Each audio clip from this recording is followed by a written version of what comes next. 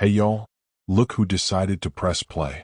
Coming to you from the Lone Star Studio in Austin, Texas, this is Til'ton the Scales. Here are your hosts, Chet HBK Bowen, Walter the Wise Guy Hall, and Nathan Logan. Don't forget to subscribe to our YouTube channel. Please like, share, and comment on any content that you find interesting or you think needs improvement.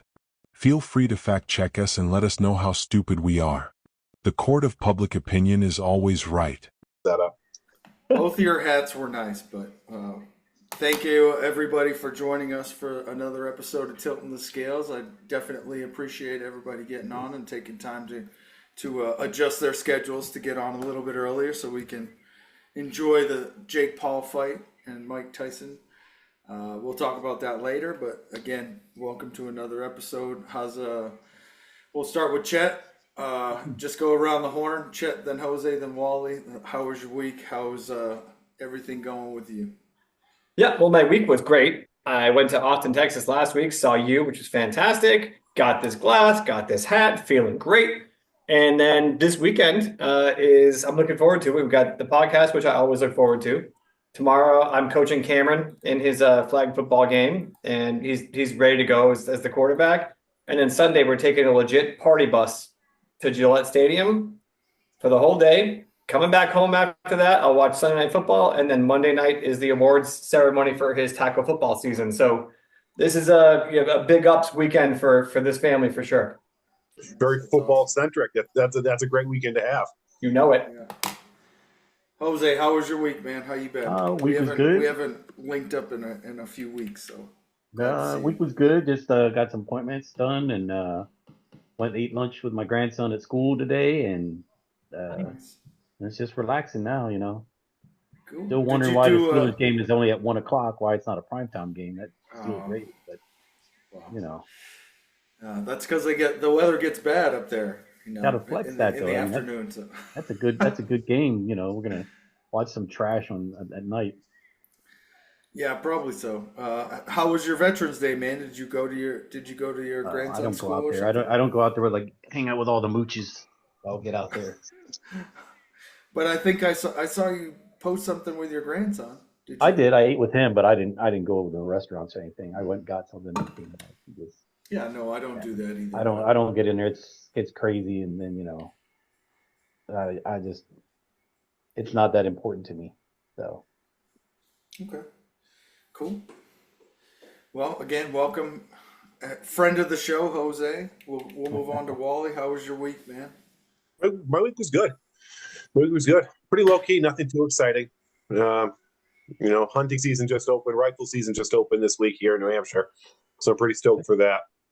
Nice, good. I appreciate you guys hopping on early. 4:30 comes really early in the morning if you're up till midnight. Yeah, for sure. We're happy to accommodate, and if it just so happens that you bag a big one, hopefully we'll reap the rewards. I'll spread the protein around. Yeah, for sure. We like that kind of protein. So.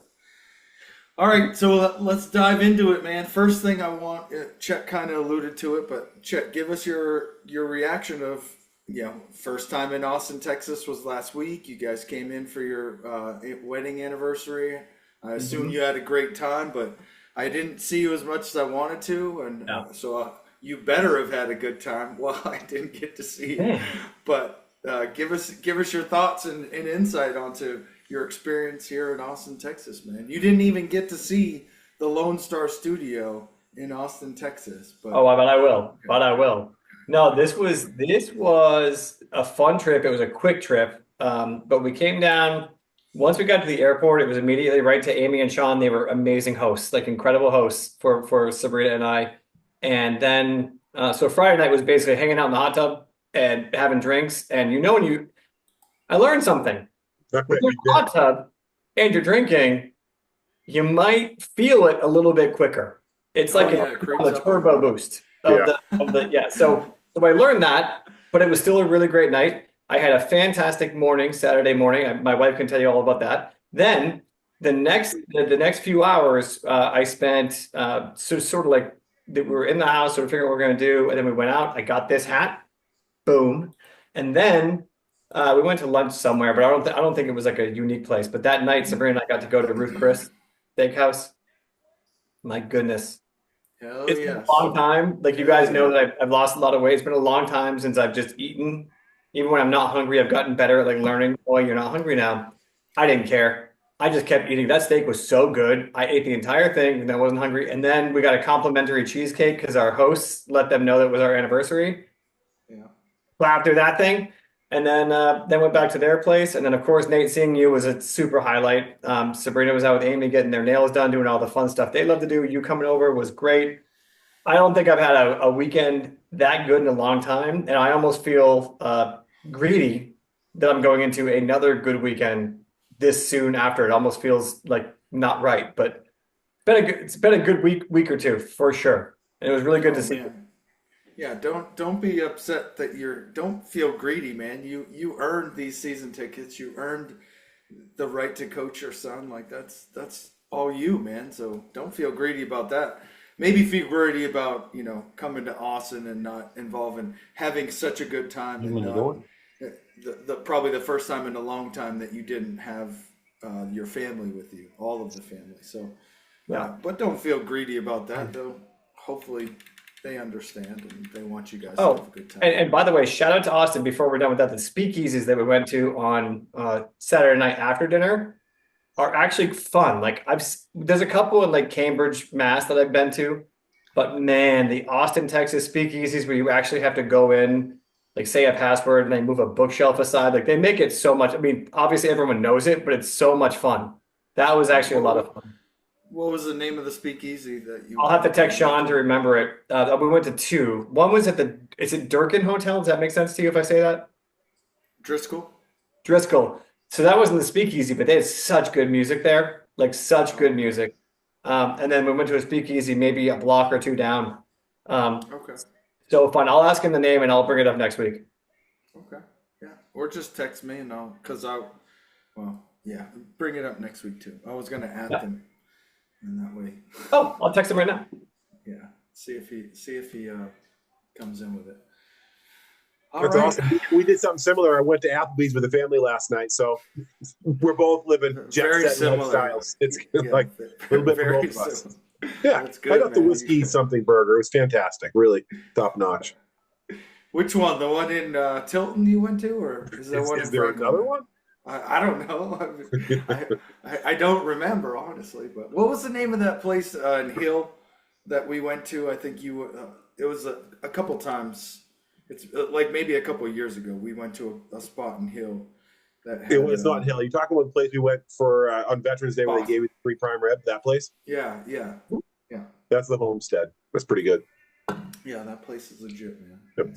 That's one of the few times that I've actually like taken advantage of the free meal, Yep. Jose. I usually don't do that, but when I'm back in my hometown and there's a spot that offers free prime rib, I'll Yep. take advantage. That's a whole another animal. Yeah, I would definitely dip into that my toe into that water.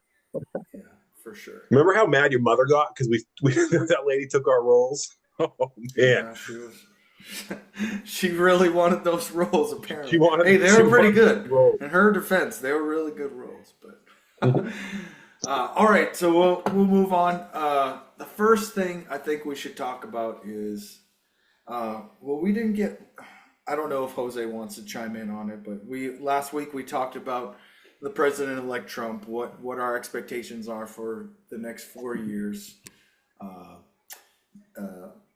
Do you have anything to add on that, Jose? Like, what are your expectations of the next 4 years, or is it just do you think? I think my opinion was, I don't think it's going to be any different. I think the economy might be stimulated a little bit. I think there'll be more federal funding, as Wally pointed out.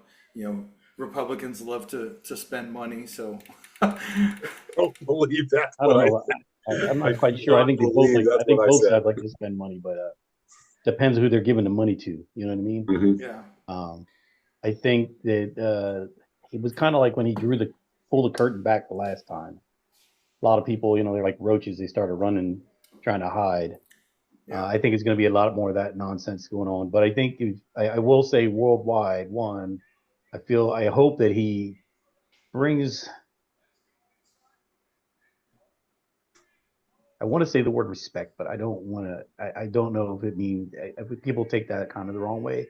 Yeah, yeah, It's that people kind of looked at us like we were weak, yeah. and that our With president was kind of aloof and weak, yeah, and I can do whatever I want. It's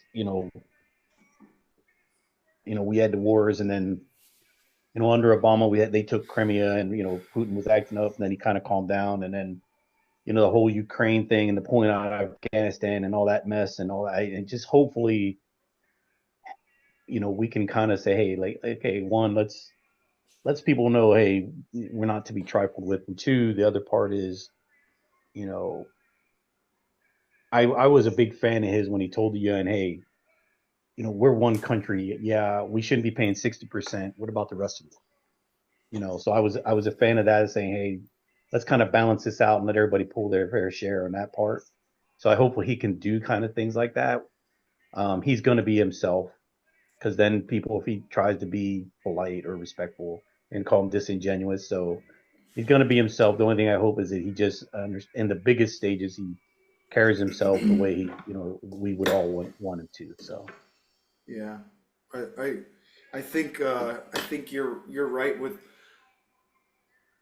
kind of not wanting to use the word respect, especially when we're talking about Donald Trump. But I think the word is probably like, we're not perceived as a pushover. We're not, there is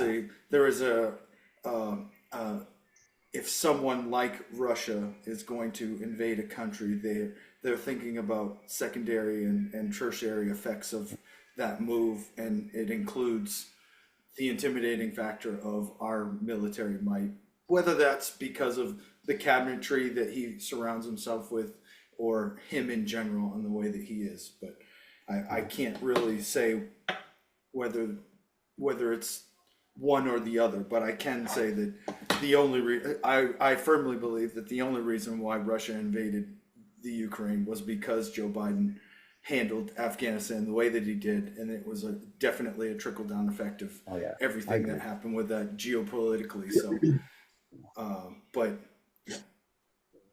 yeah, I think the only other thing is I hope that he kind of gets this border back under control. I really, the one thing where they pulled his DNA testing with people coming across with kids, making sure that they were family, one of those things that needs to be re-implemented. The stay in Mexico thing, I thought that was a good plan. Some of the things he did, they pulled back simply because it was his, instead of saying, hey, is this a good thing to do? Or, I mean, is this working? So hopefully he can re-implement some of the good things, and then kind of let go. Don't just put everything back because you want to. Let's evaluate everything, what was working, what wasn't, and go from there. And I hope that's what he does. So yeah, Yeah. Go ahead, Wallen. No, I mean, I agree. I hope that he has surrounded himself with good people this time. I feel like last time there were quite a few snakes in the grass in his last cabinet. I think he'll even say as much. Half of them didn't support him this time around, which I don't know if that says more about him or them. I'm not certain. But I will say this. I appreciate the fact he's reached over party lines. I touched on this last time, Tulsi Gabbard and RFK Jr. there. I'm appreciative. I don't think the Democrats claim either one of them anymore, but I do believe that it shows a more moderated approach, which I think this country needs right now. I don't know. Like I hate saying this so close to Veterans Day, but I don't know that I want him to pull back from a lot of the wars. I think he campaigned on kind of running against the war machine that Bush, Obama, and Biden have been. They've been a little too willing. So I hear what you're saying about the way he's perceived it on a worldwide scale, but that at the same time, I have a hard time balancing it with his promise to get us home from the wars. Because it feels like the Democrats the last couple of years it's been a weird kind of reversal where they're much more inclined to jump in and help out in Ukraine or get us tangled up in these other wars. I'm hopeful he'll come back and put America first. He's campaigned as such. So that's what I think can be a good thing. We are dumping an inordinate amount of money and resources into other people's battles that doesn't make sense to me. Yeah, and I'll extend that to Israel too, by the way. Yeah, no, I think I agree with everything we're saying, and I wouldn't have agreed with you 20 years ago. I would have thought that we should be involved in everything. The only thing we should be involved in now, I think, is if we could think 2 steps ahead, how does that affect our citizens?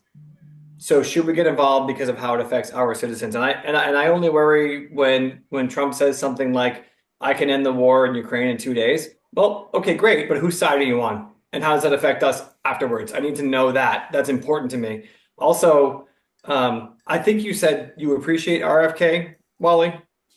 There's things about him. I appreciate the fact that Trump is willing to listen to people outside his party. Yeah, so fair enough. And He says some crazy things, but he says some really smart things too. he does.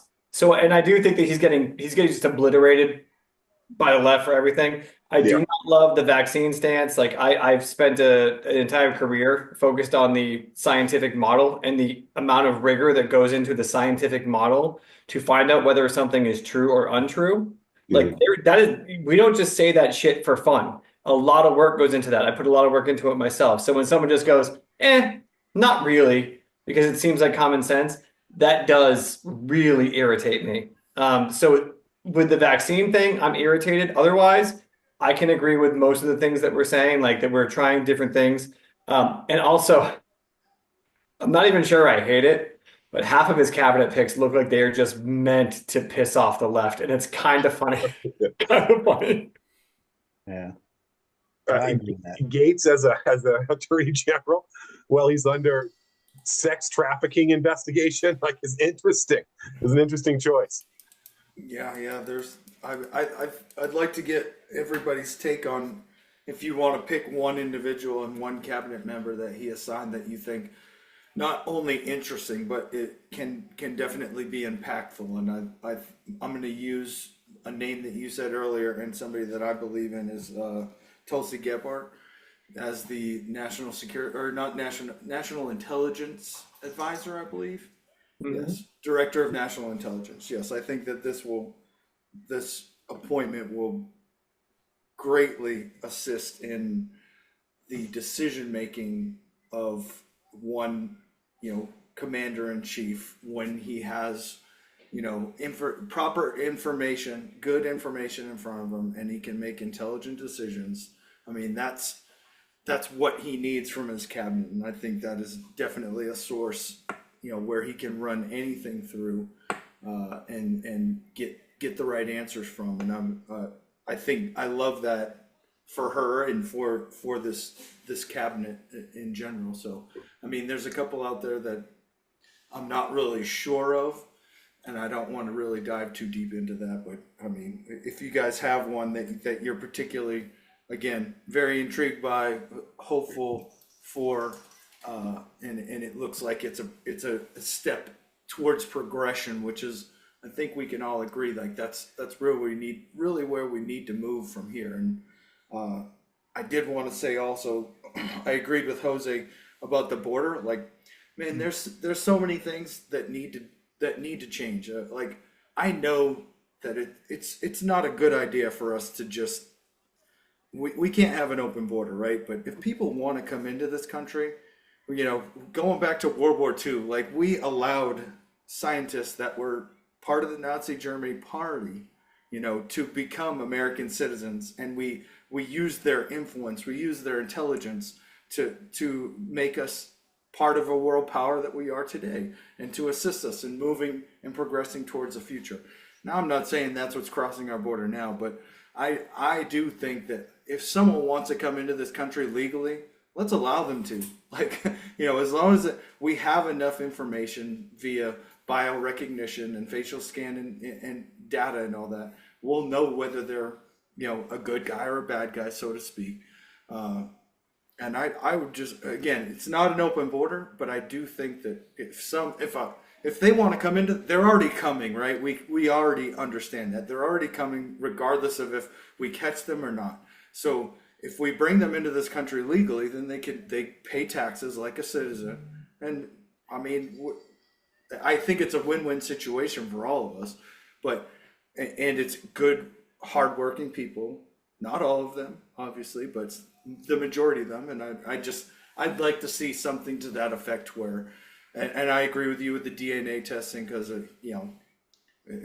Everyone says that. I worked on the border with the Border Patrol. I know exactly what the story is and what everybody's supposed to say, and they know exactly what to say to spike our protocol, the Border Patrol's protocol, and exactly how to handle that situation when they say certain things. So, yeah, it is something that definitely needs to be taken under control, and I hope they have. Til'ton Gabbard. So you said Til'ton Gabbard. She's going to help with that as director. Okay. No, not necessarily the border. Just I think the overall, because she's again the director of national intelligence. She'll obviously help with internally and also externally. Like, I mean, she worked overseas in intelligence in general, so she has a wealth of knowledge in that area. So yeah. So I'm sorry that I don't want to monopolize this, but I feel strongly about certain things. All I hope for in a leader, which we have not gotten in many administrations, is someone who picks the experts in the fields that they're in and they listen to them. So Jose and Nate, first of all, you guys talk about what's happening in a war and being in wartime and being there. I have nothing to say. I'm just listening to you, right? Like, that's what I'm doing. And so if a president picks people that say they're a true expert in this field and they're really good at this, and this is what they do, and I'm going to listen to them before I make a decision that impacts literally billions of lives, that's what I'm looking for. That's it. Not someone on either side who's like, I just want someone who's going to yes me forever. And I think it's important to think about who the experts are and what qualifies them to be an expert. And I think that's why I am intrigued, as you say, I already mentioned it, the RFK thing. There are positives there. Like, my goodness, changing the foods that are given to our own kids at school. Thank you. Let's really think about that. What are we putting in those foods that my son and my daughter are eating every single day? And the stuff that's causing all these diseases that we're probably going to, like, we're older, right? So that it's too late for us, but like, let's help our kids. Like, I love that stuff. The vaccine thing bothers me. So let's it's kind of like a give and take. I just want a leader who looks at people who are true experts in their fields, considers what they have to say, and then makes a balls choice. Because you have to make a choice at the end, right? You got to do something. And so that's what I'm looking for. So I think, so for me, RFK is the most intriguing decision. I can see Gates. I see that one as just like you know what I mean? Like, I see that one. Like, I get why. RFK is the one that intrigues me the most because, like, okay, let's see that one. But sorry, I will shut up now. You don't need to shut up. I think what you say is a good one in terms of people, especially in the field. Even the Gabbard pick. I don't know that she has any background in intelligence, does she? She was never on the House Intelligence Committee. She didn't serve. She is a United States Army intelligence officer, so she has a little bit of a background in that. Was she? I mean, yes, is that what she did in the military? Yes, everything I've read about her, and again, I hand up. I only read the mainstream stuff, so. You believe that she was a Russian spy as well? No, but I believe that she has routinely said exactly what they've said on every position, right? So it's not it's kind of what she said. She's gone along with Russia on almost every decision, everything they've made.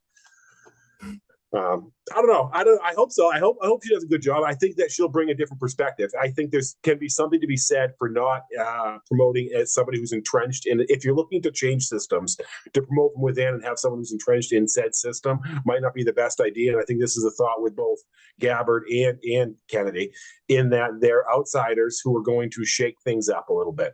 I mean, I think in both cases, whether that be Health and Human Services or whether that be the intelligence community, I believe they're both going to be shaken up substantially. Whether that's good or not, time will tell, right?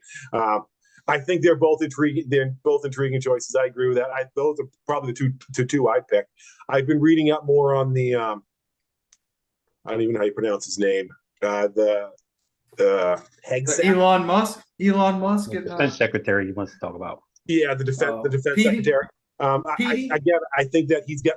You worry about he's really known for the last 10 years as a talking head on Fox News. That I don't know if that, but I think he's got a background in the military, and if they feel like he's going to be what they need, he certainly. I think as it pertains to cabinets, having someone who's eloquent and can speak, who's good in front of the cameras, is almost as important as having someone who's competent, because it's all about selling your message. And I think that he's been, all of his picks are really good in front of the camera, are really good at selling the message, are really good at the politics side of things, right? Which is part of the game. You gotta, hats off. They're all good in front of a camera, and I think that their message will resonate with his base.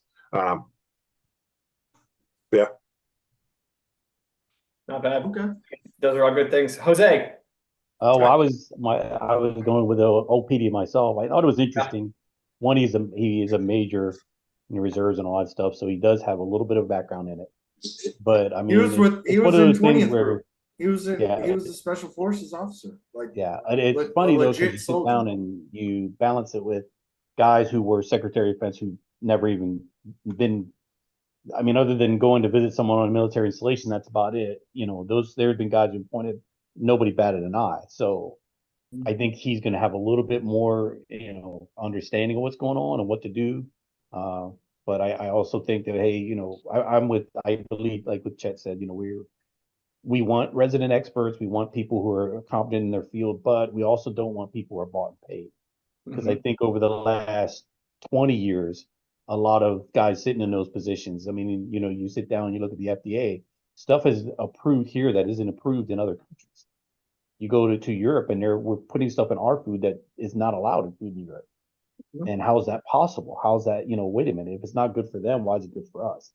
And that's where we need to say, okay, if you're going to be here, you can't be bought and sold. That's what, and so the resident expert, I mean, want the guy that is intelligent, knows what he's talking about, but in the same token, that, hey, he does have the best interest of America. And like Chet said, the future, our kids and grandkids. So, because for me, I'm 55. So, it's going to be, I got more time behind me than I do in front of me, so it is what it is. But for my grandkids and my great grandkids, I think that's important. It's an important thing that we need to understand.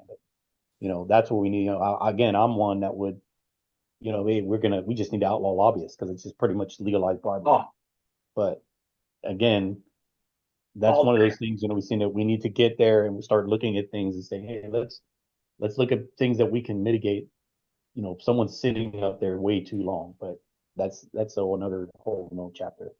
So Jose, we have to do at some point, and I would love to hear. Oh my goodness, Wally is very smart in this. The effect of our chosen capitalism, right? Because you keep saying bought and paid for, and I agree with you, right? It's capitalism is our chosen form of our token economy, which fair enough, and it's done some incredible things. But I agree with you. Lobbyists need to go, and Wally, we should. Maybe not tonight because we haven't prepared for it, but you know this better than anybody about lobbyists and all that stuff and how it's worked. Yeah. No, I honestly, lobbyists are a problem. Don't get me wrong, and the fact that ex-congressmen can be lobbyists concern me a little bit too. I agree. From co-worker to lobbyist, and that's a very thin line. And then, how do you know when they're starting getting paid versus when they're done serving? Get it the hell out of there. But it speaks to even a more fundamental issue than that. You got to go back to campaign finance reform. The Citizens United decision I thought was disastrous in terms of free and open elections, where corporations can spend millions and millions of dollars in an election now. What good is that? I don't see any benefit to that for me as an American. The amount of money that is spent electing, you've got to start gathering money for your next election as soon as you're sworn into office. That's wrong. You can't spend more time fundraising than you can legislating. And I think they all do it, especially on the national stage. You have to if you're going to compete in a national election. You've got to fix that. You've got to get money out of politics. I 100%. And again, we go back to, all the way back in the 90s where, they got rid of Glass-Steagall with GHB, I believe it was, and Glass-Steagall held those banks and stuff to fiduciary responsibility. And when they got rid of it, well, we had the housing market crash, and we had, and we've been unstable ever since. We need to reinstate that. We need to, Social Security doesn't need to be in the general fund. It needs to be its own fund. There's so many things that changed that, led us down this path, and we need it's there in history. If we just look back and say, okay, how do we fix it? Well, let's go back and correct these poor decisions. So I'm you're probably more a better knowing all that. To me, I kind of know some of it, but I don't know the deep ends of it. But just knowing what I know, it's like, wow, that's scary. It's scary that, and everything is a subsidiary now. So basically, they're just monopolies hidden under Yeah. this subsidiary title. And that's Yeah. something else we need to, because the free market is what made everything reasonable, what's made good pricing. And now that, 6 companies own everything, well, they can set the price as they please. And that we did it with the phone company back in the 80s. And Yeah. so we need to get back to that type of thing.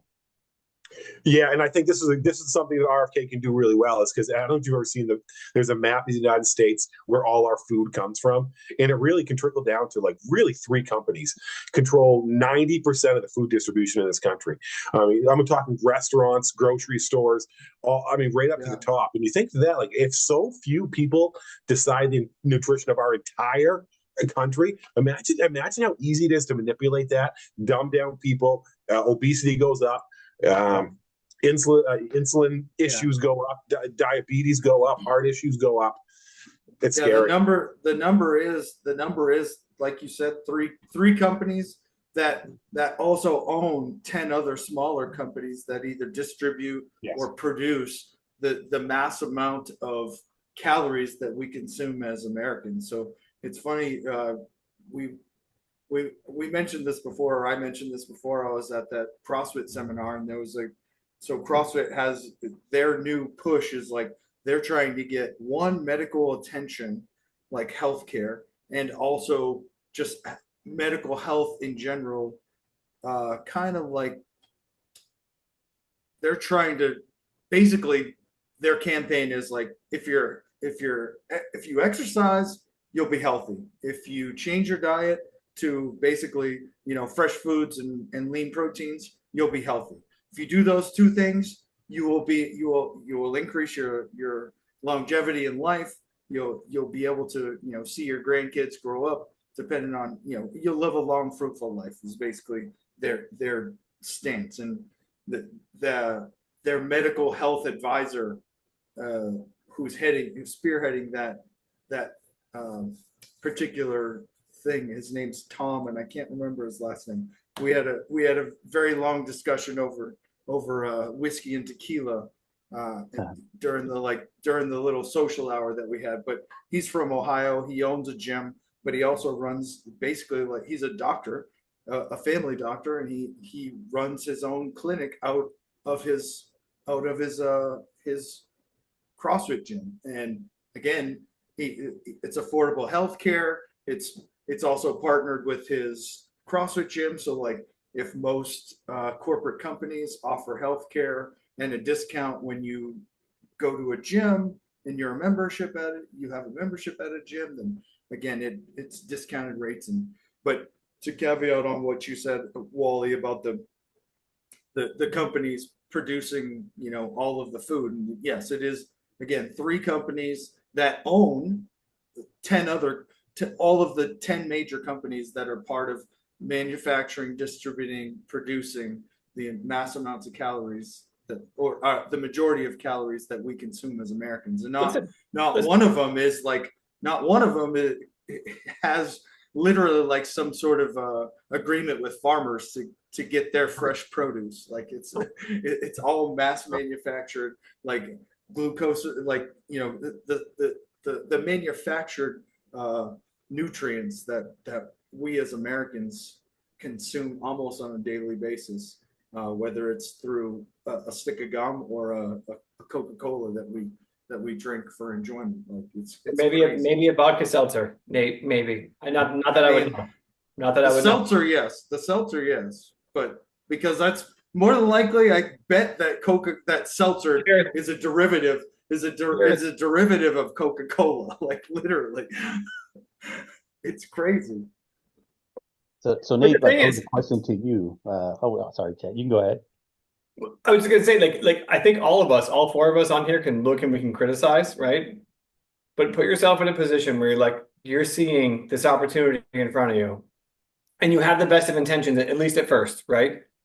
The best of intentions at first to do the right thing for everyone, and someone's willing to give you control. Of course, you're going to take that, which is why originally constitutionally, we were against monopolies because we wanted to give people choice. Yeah. And now we no longer have choice because people figured out a way to interpret the Constitution legally. If I didn't do the career I have right now, I swear to God, I would have been a constitutional attorney because like I literally love this stuff. You can find a way to interpret it, to change it to however you want it to be. And that's what happened because we have monopolies now. Who's going to argue that? We just talked about this, right? So the idea was to never have monopolies so people have choice and the people that do the best work for you as a person. Like to Wally's point earlier, he's like, I'm not sure how what they're doing helps me as an American individually. The idea was that the choices people make are going to affect whether or not they have consumers. Therefore, they have consumers, they can make money. And people, of course, that's what we do as people. We figure out how to manipulate the system to our own benefit. And some people won and some people lost. I don't think it's that complicated, but I do think that reform is necessary if we're going to find any bit of a fabric of what we were supposed to be as a country as it relates to the economy and the lack of monopolies. That's all I was going to say. There you go. Well said. I said, oh no, I just said there you go. But Nate, like, speaking of your CrossFit, I have a question though. All those supplements, I mean, so much of it is unregulated. What is your opinion on that? When you go to a gym, your GNCs and all that stuff. I mean, so much of that stuff is they have all these, oh, we can do this for you, can do that for you. I don't, I'm not a big fan of most of it, and I do work out on a consistent basis. But I would like to know a guy who, you're a CrossFit trainer, you're this, that, and the other. What are your views on that? I mean, you don't have to answer if you don't feel comfortable with it. No, I'm very comfortable with it. I'm good. I mean, first things first, like I'm on TRT. Like I'm a big advocate of that. I mean, that's just my age specifically. Like I'm on testosterone. What's TRT? Yeah. But for the crowd, I don't know acronyms. What's TRT? It's basically it's testosterone replacement therapy is what it is. Thank you. Okay, that's hormone replacement therapy. So I'm on some sort of testosterone that I get weekly, and I mean I do it for a number of reasons, but and there's medical science to back me up as to why at my age. Like I'm not 20 years old and doing shots of tests in the bathroom of the gym, like shooting up before I work out. Like that's very different. But to answer your question, Jose, I mean I do my research on my own supplements that I take. I take very, very few. Most of them are natural. By natural, I mean like a vitamin C supplement or a men's daily supplement with vitamin C, with glucosamine, with things of that nature. And like the supplements that I take for the gym specifically, I mean, I take a BCA that's got some energy in it which is basically a little caffeine. I don't do like the huge boost where you feel like Ashy Larry and Dave Chappelle and like you start itching because your face feels like it's melting. But I just take a little bit. Mostly it's the BCAs that I'm looking to get, as well as a little pick me up before the workout. I don't want my heart rate to spike with the caffeine. And then after I take a whey protein that's very, very, very clean and very lean as far as what's added to it. And it's got some recovery additives in there, but I mean. Is it a pill, Nate? The whey protein, is it a pill or a shake? No, it's a shake. Which one? I take Progenics Recovery. Yeah, okay. Progenics is again, I think Jose and I, through our days in the military, we went through so many different proteins and like what we liked, what we didn't like. Never really paid attention to the ingredients in it. And then, as I got older and gained more intelligence, I started paying attention to that. And also like, I'm a big advocate of like something that tastes good. Like I wanted to taste good and mix well. Those are my two criteria, as well as being like have as little additives as possible.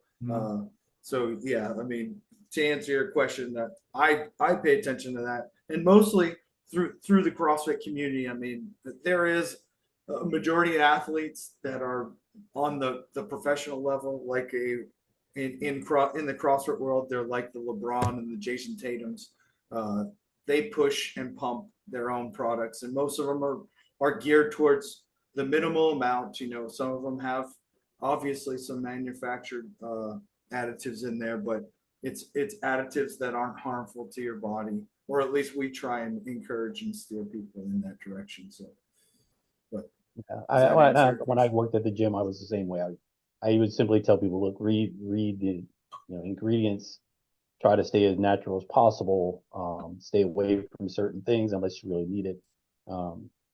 I just I just see there's a lot of unregulated, there's a lot of stuff out there, and I think for people, if you don't read, you're going to be putting a lot of junk in your body, and then eventually later on down the road, you're going to they always say that they'll got to pay the piper. So I always feel like they just need to regulate that a little better, because there's a lot of stuff. There's so much stuff out there, and just the average person, with work and everything, they're not going to take the time to read. So, you know what I took back in the day in college? So my junior year, like goodness gracious, I thought I was fat. I'd love to be fat like that now. But my junior year of college, I started taking Stacker 2. And then I found out, I had no idea that all these people are dying. Like, it's ephedrine, is that what it was? The active drug? Speed. It's what they make meth out of. Yeah. And I remember like doing cartwheels in front of my friends and being like, guys, I'm so happy right now. And like, I had no idea why. Because when you're that young, especially, you trust that what you're being given is okay. My God, I was on speed without knowing it. And so that's really, really important that we fix that shit. Yeah, so no, I was on the other end of the spectrum. I knew what I was taking was bad for me, but I fucking loved it. It's just slightly different. Well, there's a those are the bodybuilders in the '70s. They knew what they were putting in their bodies. Arnold and all those guys, they were juicing hard, but he's still here. Arnold's still doing. He's still alive, and so's fucking Rambo. But those guys understood cycling. They understood, hey, I can't stay on it all the time. Yeah. So they would get off and let their body cleanse, and then then you have the guys like Lyle Alzado and them who just stayed on it year round. And eventually, just deteriorated their body. So I mean, you got to be, even with any of the stuff you use, you have to be smart about it. Yep. Yeah, you look at guys like Arnold and Sylvester Stallone, and then you compare that to wrestlers like Lex Luger or Chris Benoit, and you see the guys that feel like they have to do it year round without a break. You can see what it does to them. Whereas it's a risk reward, right? Yeah. I mean, every sport you got to pay. I think Jose said it earlier. You got to pay the piper. If you're a football player, you may have to deal with CTE down the road, and I think most everyone has their eyes open to that. If you're a pro wrestler, you're going to have to shoot up with steroids, and there are side effects to that. And I think you're always looking at ways to gain the advantage, because the guy that gains the advantage gets a bigger paycheck. It's all cyclical, and it's all a trade-off. You should legalize all of it, because again, there's a trade-off. If somebody wants to use the drugs, that's their choice. It's their body. It's their choice. Let them have at it. I'm with you on that. Like, if you want to go for it, go for it. Real consequences. The problem, Wally, though, is only this. I agree with you. I'm 100%. If you want to take this drug and do this thing, if it doesn't impact you in a way that you hurt someone else, which is a big one, right? Correct. That's a big one. Yeah. But if you want to take this drug and it's your choice and it's your body and it doesn't impact anyone else, you should be able to do that. Yeah. The issue that I have is you should be educated on the risks. I know what this can do to my liver. I'm still drinking it. So guys, in however many years, like I will own whatever. Cheers. Whatever result that is, I'm fairly fucking educated on what's going to happen. I agree. If I overdo it. Yeah. But there's some out there where they're not educated. Do you guys think that Arnold and all those bodybuilders back then, do you think they knew what the potential, the bad things that it could do to your body? Do you think they common had sense the data? I believe they did. They did. I would 100% believe they did. I think that's why Arnold got out when he did. I mean, he was sitting on top of the bodybuilding world and he walked away. Yep. Because he knew that if I stuck around like a lot of those other guys, he would end up passing away. Like a lot of those other guys passed away young, Marco Franco and all those guys that he would lift with when he was in pumping iron. all of them except him and Lou Ferrigno are dead. Yeah. And Yeah. because they're basically their heart gave out, but they kept doing it. Lou Ferrigno went and became the Hulk. Arnold went in and became the Terminator, and so they left the world. So they didn't need to do as much and so they were able to get away from it. Where the guys that stayed in bodybuilding, well, now they're all God for the rest of their souls 6 foot under, but it's because they stayed and it had to stay active in it to compete. I wish I could give the And documentary if credit. asked, no, go ahead, buddy. Yeah, I said if asked this, I bet a lot of them would make the same choice all over again, even if they knew the outcome in the long run. That's a trade-off I speak of, because I think most people, even the prednisone people take nowadays, there's both the long-term risks, which you can plead ignorance about. Maybe they didn't know the long-term implications, but I also think there's immediate side effects for steroid use that they probably knew almost right out of the gate in terms of how it changes you behaviorally, changes to your body outside of the desired outcome, whether that be downstairs where things are happening, balls shrinking. There's drugs for that. There's drugs for that, There's man. Now there's drugs for that, immediate Dave. ramifications. I don't need them. I'm still all natural. Go to my friend. That's I'm a good. Puerto I'm Rican, good. Listen, no judgment zone. I'm not here to judge. Hey, yeah. No, I'm just messing with you guys. No, I agree with you, can't Wally. speak. I can't speek on the performance habits of one Jose Battle, Hey, but I'll take your word for it. Man. I'm on the shelf now. I mentioned myself. Anyway, but I agree with you, Wally, in the sense that I remember I interviewed with Troy Polamalu, and they'd asked him about CTE, and he said, generationally, I'm setting up my family with a generational wealth. So if it means that I'm gonna go here, get some concussions, and have some issues later down the road, but my kids don't have to, and they can become scientists, doctors, politicians, whatever they want to be, without having to endure the punishment that I did, then it's all worth it. So he had no problem with it. He understood the risk, but he was like, I'm going to play the way I play. I'm never going to change, and I'm going to play as long as I can play. And he understood it. He understood totally, and he accepted it. But it was because he said, "Hey, generationally, I'm changing the future for my family." So I agree with you. If you ask him, would you do it again? Yeah, absolutely. It's true for all of us. What we all need to admit is that all of us would probably do the same thing with the power that most people that have power do. We all probably would. So the idea is that how do we find a connection with each other and find some more empathy with each other so that we can figure out a way to work together to all get a little piece of the pie as opposed to just a few. And that is the biggest challenge of our country. However, I would also say, I just learned not long ago that the heart does not know the difference between fat and muscle. I did not know that. I just learned that maybe a couple of years ago. And that part to me, to your point, Jose, I don't know that all of those guys knew that. I think that they were like, oh my God, look at me. I'm in this amazing amount of shape and I'm taking this drug. I do think they must have understood. I think common sense tells you shoot something into your body and all of a sudden you're a fucking Greek god. Clearly something's happening chemically in your body that's not natural. That makes sense. Everyone gets that. But do you think they knew well, I don't think they knew the specifics of it. I think that right. when you look at it, when you sit down and you look at it, when you look at the information we have so much more information.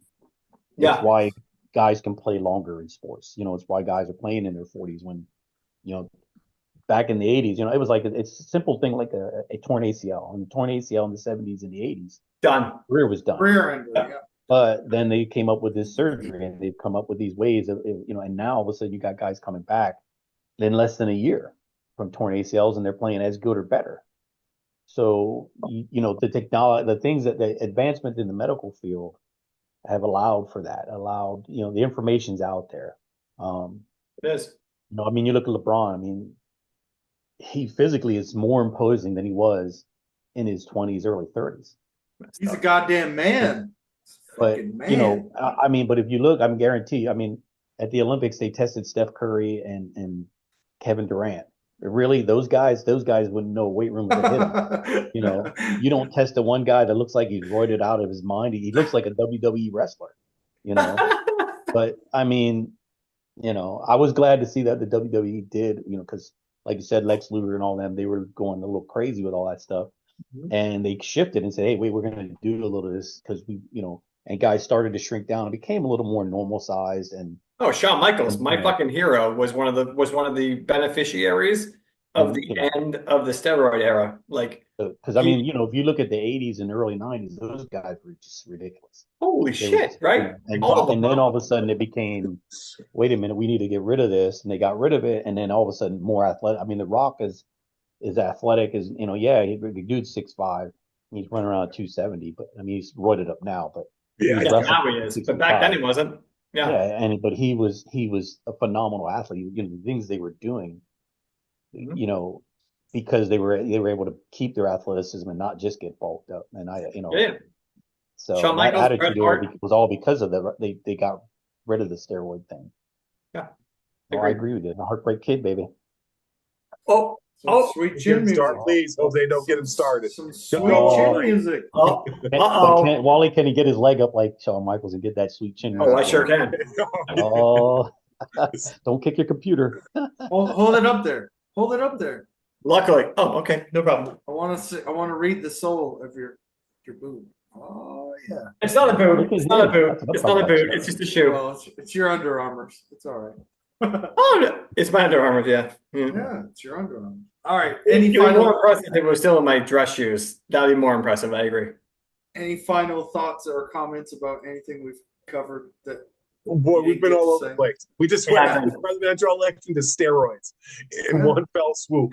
fuck yeah, I like it. And it was almost a Hey, seamless transition. RFK health. Yeah. It I works. still go out there. Not complaining, just observing.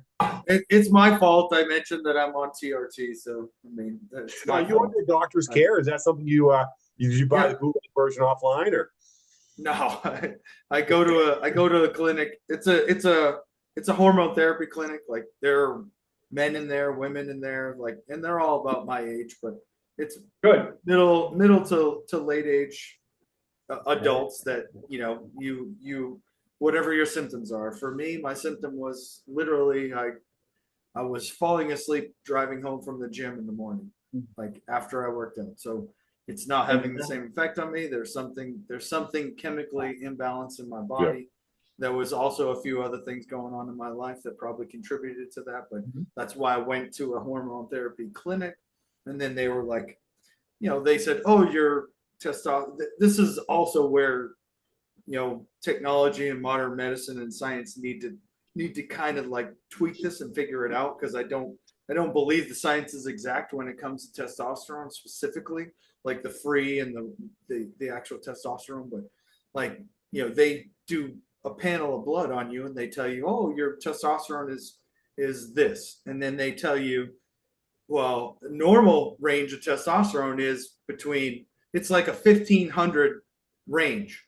And like, how is that huge, that large of a number? That is the average, like if you're somewhere in here, you're average. Like that doesn't make any sense to me. Also, because I didn't have any previous history or blood taken where they were looking for that, then what they're telling me, they don't know if 3 months ago I was 1500 points less than that or more than that. You know what I mean? On the high end. So that's why I'm feeling the way that I am. Because if you go way down like that, then you're going to feel a different effect chemically in your body. So, I mean, I don't take it for recovery. I don't take it to get bigger. I just take it to have energy to feel like I did, 4 or 5 years ago when I was in the gym and I would go work out and I would have those endorphins release, and I would feel like a normal human being, gassed out from the workout, but an endorphin release, feeling better, and then I go about my day and not like crashing after the workout and like not be able to function because I've crashed so hard. So Are you at all concerned that there's an element of that's a natural aging process in terms of the lessening of testosterone over time? Like I don't know the science. You probably know it better than I do.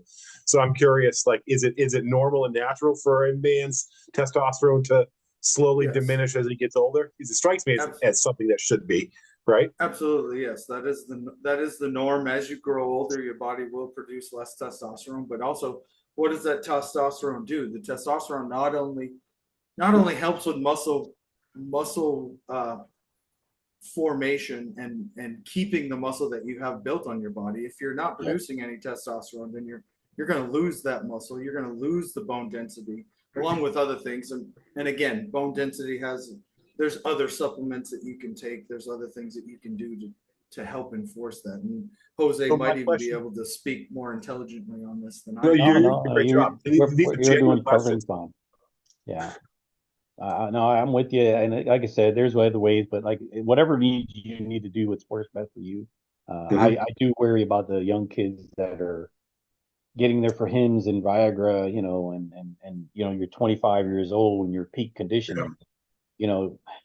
If you're taking that stuff when you're young, boy, I don't think that's going to really help you when you get older. No. At my age, Yeah, like I no, said, it's I'm not. 55. So at my age, if a man's popping a pill, that makes sense. You know what I mean? But, when I was 25, 30, 35, yeah, that was just, that wasn't even a thought process. Are we talking about that ED pill? The ED Yeah, pill? yeah, yeah, that blue All pill, right.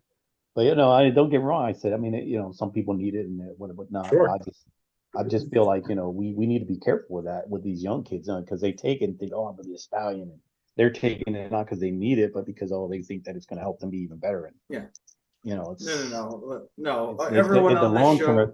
the long term effects. For me, I want to tell the young guys, hey, be careful because the long term effects for you. Yeah. You may end up being my age, and you're gonna need a pump. You're gonna have like the Reebok pumps. Yeah. You have to pump it up.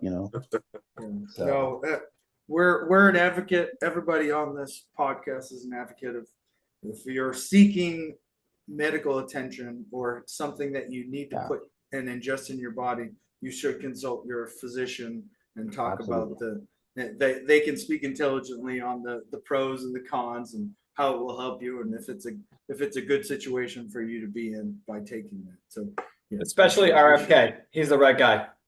I mean, Shit, I couldn't help it. he's an not the right. environmental lawyer. He's not. That's I was gonna say he's not the guy. He's not the guy to ask.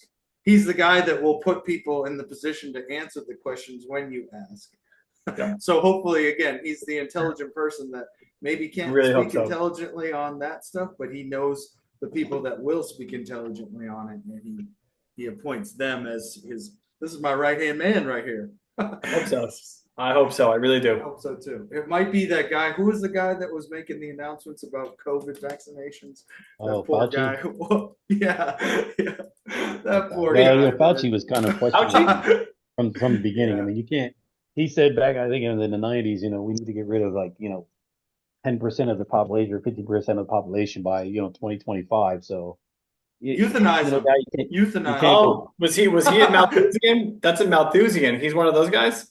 Yeah. He made that statement back then, and then all of a sudden now during COVID, he's leading the charge. It's like, yeah, because I remember during COVID. Do your research on Fauci. He was also around in the 80s during the AIDS epidemic. He headed up. I mean, he's been around a long time. He headed up our national approach to the AIDS epidemic, which resulted in their course of treatment resulted in the death of hundreds of thousands of sufferers because of the treatment, not because of the disease. Long after they had the facts. RFK wrote a pretty interesting book on vaccines and Fauci specifically. That again, it's a little jaded, but it's an interesting read if ever you want to delve more deeply. I do. What is it? That's interesting. I would love to read that. It is. Get to us. Yeah, I got a copy upstairs, but I'm drawing a blank on the name. It's the real Fauci, the real Anthony Fauci. By RFK? RFK Jr. wrote it. It's about Fauci specifically. It talks about his involvement in the AIDS epidemic. It talks about decisions that were made as a result, as it pertains to COVID. It's an interesting read. If ever you guys wanted to read it, discuss it on here, I'd very much enjoy that. Oh, that sounds like a good idea. How do you spell his name? Fouchie? Fauci, I believe. The Real Anthony Fauci by RFK Jr. It's hard. It's a hard. It probably shouldn't be hard to get anymore. For a while, it was very hard to get. I just got it. It's on Amazon. Oh, you guys can't see anything, but I just ordered it right now. It'll be here tomorrow. Yeah. I'm getting the audiobook, just so y'all know. I'm definitely gonna go in and look that up. But yeah, that's interesting, because you sit down. I mean, there's just a lot of guys that you gotta. I hope that the people he's putting at one, I want it to be bipartisan, which it looks like he's heading that way. Two, I just hope that these people are going to say, okay, let's put our people and the welfare of our people first, and that's what I really want to see. Get back to that, hey, we'll help the world if we can, but let's take care of our home. We can send 500, billion to Ukraine. Well, why do we have homeless? Why are people going home, going hungry? Why are, you know, free, Yep. kids should be, school meals should be just that shouldn't even be an issue. Yeah, well, so. but can't argue there. No. Nate, No. where we headed? Because we spent, and I think Yeah, a I think very we're valuable gonna- amount of time, Yeah. a valuable amount of time on that. But like, where we headed? That was, yep. We're moving on to the Patriots against the Bears, breaking that down. And Wait. then we'll go into what? And No, then we'll go go ahead, into go ahead. this week's preview and the game that you're attending. On the party bus against the Rams. But first, we'll talk about the Bears. I mean, of course, the Pats got the win. First win for Drake May. All the maniacs out there. All the maniacs. This is one of them Go. right here. I'm one of them. This guy with two thumbs. Drake Maniac. He got his first win. It didn't look pretty. I mean, the offense, sputtered at times. The good thing, the thing that I take away from that is we've talked about this about the top three quarterbacks taken. Of course, it was number one against number three as far as where they were drafted. Drake May won the game. I don't necessarily know. Yes, he was pivotal in the win, but he wasn't that big of a factor. Well, I shouldn't say that. They got like what four or five field goals or four field goals and a touchdown. He moved the offense. He moved the offense with no offense available. So I think he was a big factor. Yeah, I agree. Yeah, so he definitely did well. And again, I like that we outplayed the number one quarterback taken in the draft. And there are reasons we could probably go into, and if we want to, we can. But I mean, that team has regressed considerably since we talked about their wins, the 4 wins that they had, how they got the wins. I mean, they beat a Tennessee team that really beat themselves with their unproven quarterback throwing a pick six at the end. Just a ridiculous throw that you don't do week one. And the other 3 wins were like against the Panthers. Teams of that quality that just aren't competitive at all, and that's where they got their 4 wins. And then since then, they've regressed offensively. After last week's performance, losing to what many would say as the Patriots, the worst team in the NFL, or one. I think I said it once, or maybe twice. Definitely, they're not the worst. They're the worst roster, and they're not the worst coached either. And I will defend that if I need to. You might have to podcast, but they definitely because of that, obviously they fired their offensive coordinator. Probably they're going to get rid of their coach and the GM after the end of this year and start all over, depending on how things shake out after this. But yeah, I'm not sure we'll get another chance at a victory this year because the remaining schedule is the Rams, the Dolphins, the Colts, the Cardinals, the Bills twice, and then the Chargers. That is not. There's a couple wins in there, Nate. You got to have faith. We could beat Miami. I do, but Walter said it before. Like, why? I don't know. They're like, I'm not saying they shouldn't go out there and not win, but it does us no good to. But I think it does. I think that you have to sit down. When you sit down, you start setting a standard, and you start, that the guys in that locker room, when they see you fighting when things aren't great. Yeah. When the Patriots were being built initially by Bill Parcells, it was kind of a dumpster fire. Mm-hmm. So he wanted to see, hey, who's in and then who's not, and then who's going to fight and who's not. So he weeded out those guys, and then he started building what became the Patriots dynasty that he handed over to Belichick. I like Drake May. I think he's a great quarterback. I think he plays well. But I think his best attribute is knowing that, hey, my job is not to lose the game right I'm not, I'm not here. I'm not ready to win games for us. My job is not to lose it. And so many young guys are thrust in a position where, like again, when Caleb Williams, he brought in to be the Messiah, the Savior, to win games for them Mhm. when they should have just kept Justin Fields, used that draft capital, took a left tackle, got some defense in that, and built around him, and they would have been better off. Because but they took Caleb Williams. That well, he's going to win some games. Quarterbacks never win. Ben Roethlisberger, didn't walk in when Tom Brady was starting off. Tom Brady's job was not to lose the game. Right. Josh Allen. Willie McGinnis and Ty Law and all those guys were like, look, Tom, we just need about 20, 24 points from you.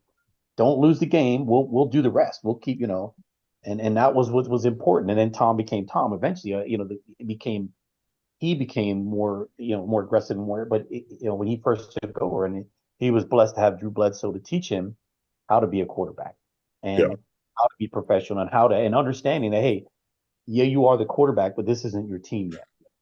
This team belongs to Teddy Bruschi. This team belongs to Willie McGinnis. This team belongs to Ty Law. This team belongs to all these other guys. The keys will be handed over to you, and that's what made the longevity, and that's what made it so great.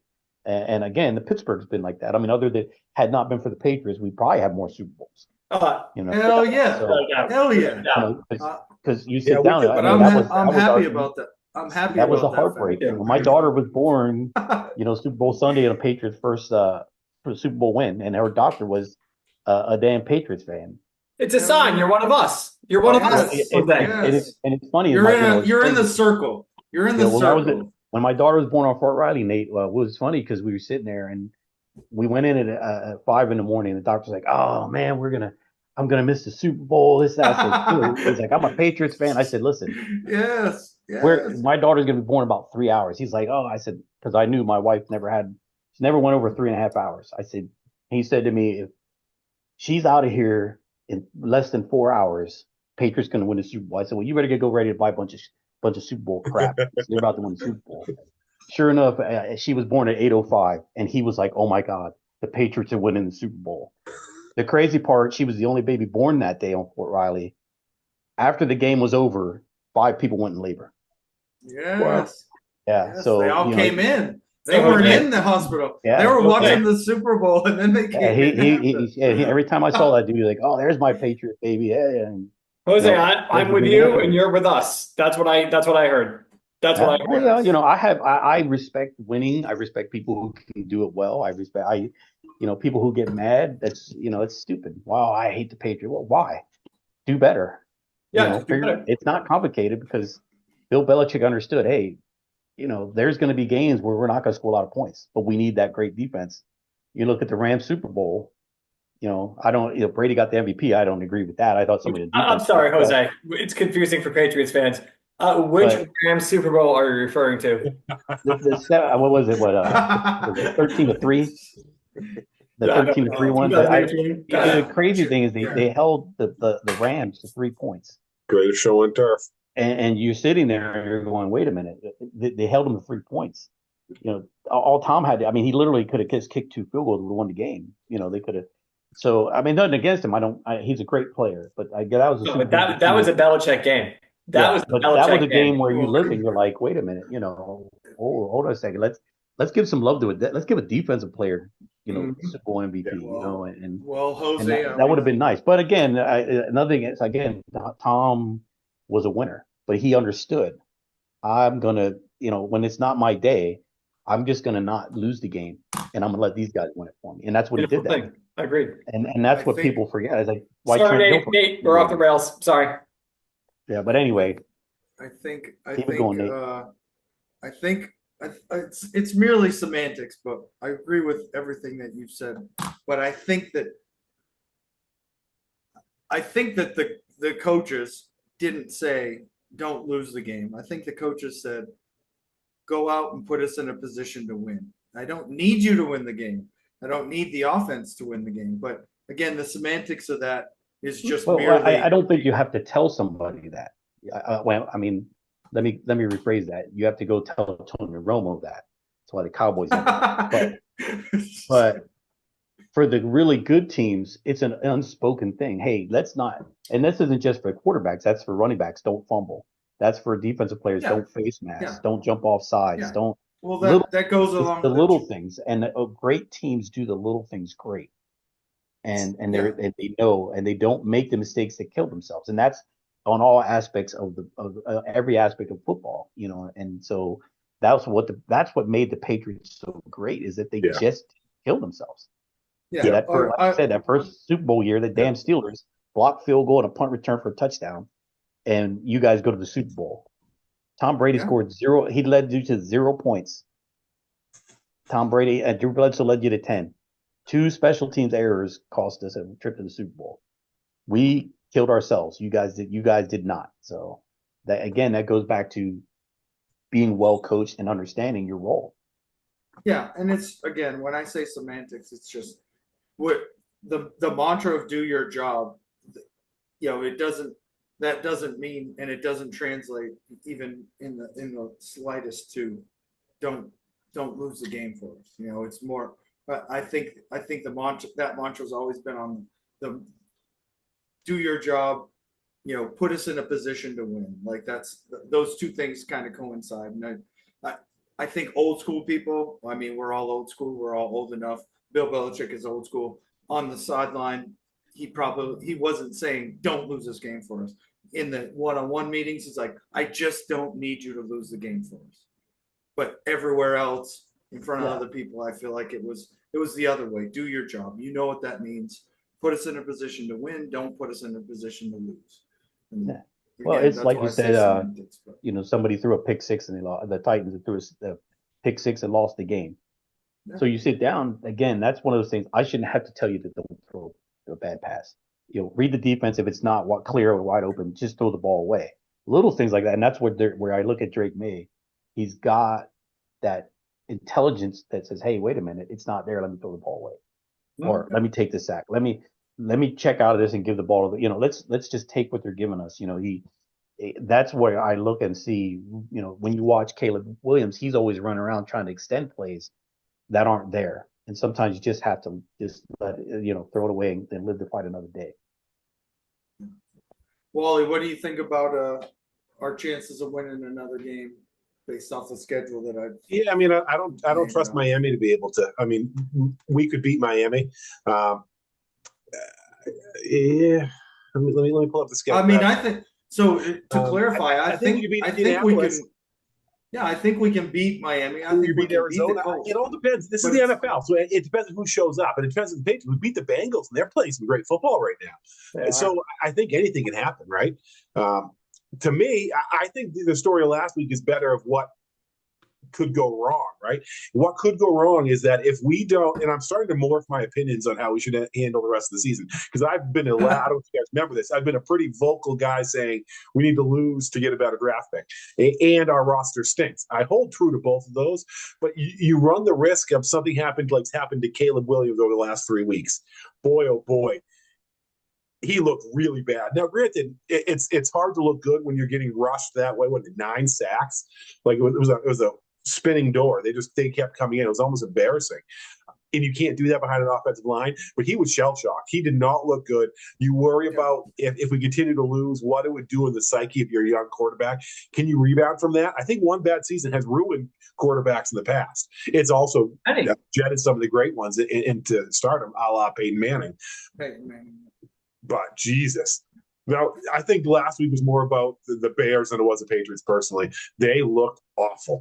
That offensive line looked worse. I hand up. I also said we had the worst offensive line in football. That is not true. that Chicago offensive line is the worst NFL offensive line I've ever seen. Our defense isn't that good. It really isn't. You guys know this. Our defense is not 9 sacks good. We looked good last week against really just a terrible football team. I still don't have a lot of faith that we're going to win another game. I don't think we're a good football team. I think our wide receivers are really bad. I think our offensive line, when pressed, will not perform. Yeah. So I think if we win one, we should consider ourselves lucky. Yeah.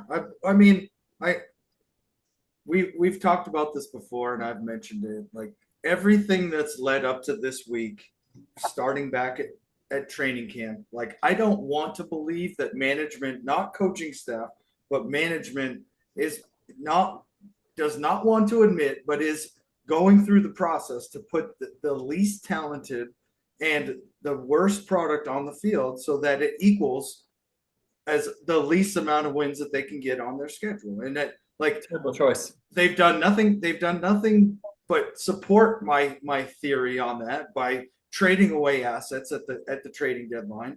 You know, again, let me go back. Like, Uchi was a second round draft pick. We traded him to a contender to get a fourth round pick for him. Like, I'm not saying that isn't value, but at the same time, it's not value. That's not a good business decision on our end because we spent a second round draft pick. So if there's anybody out there who he should hold higher value with, it's our organization.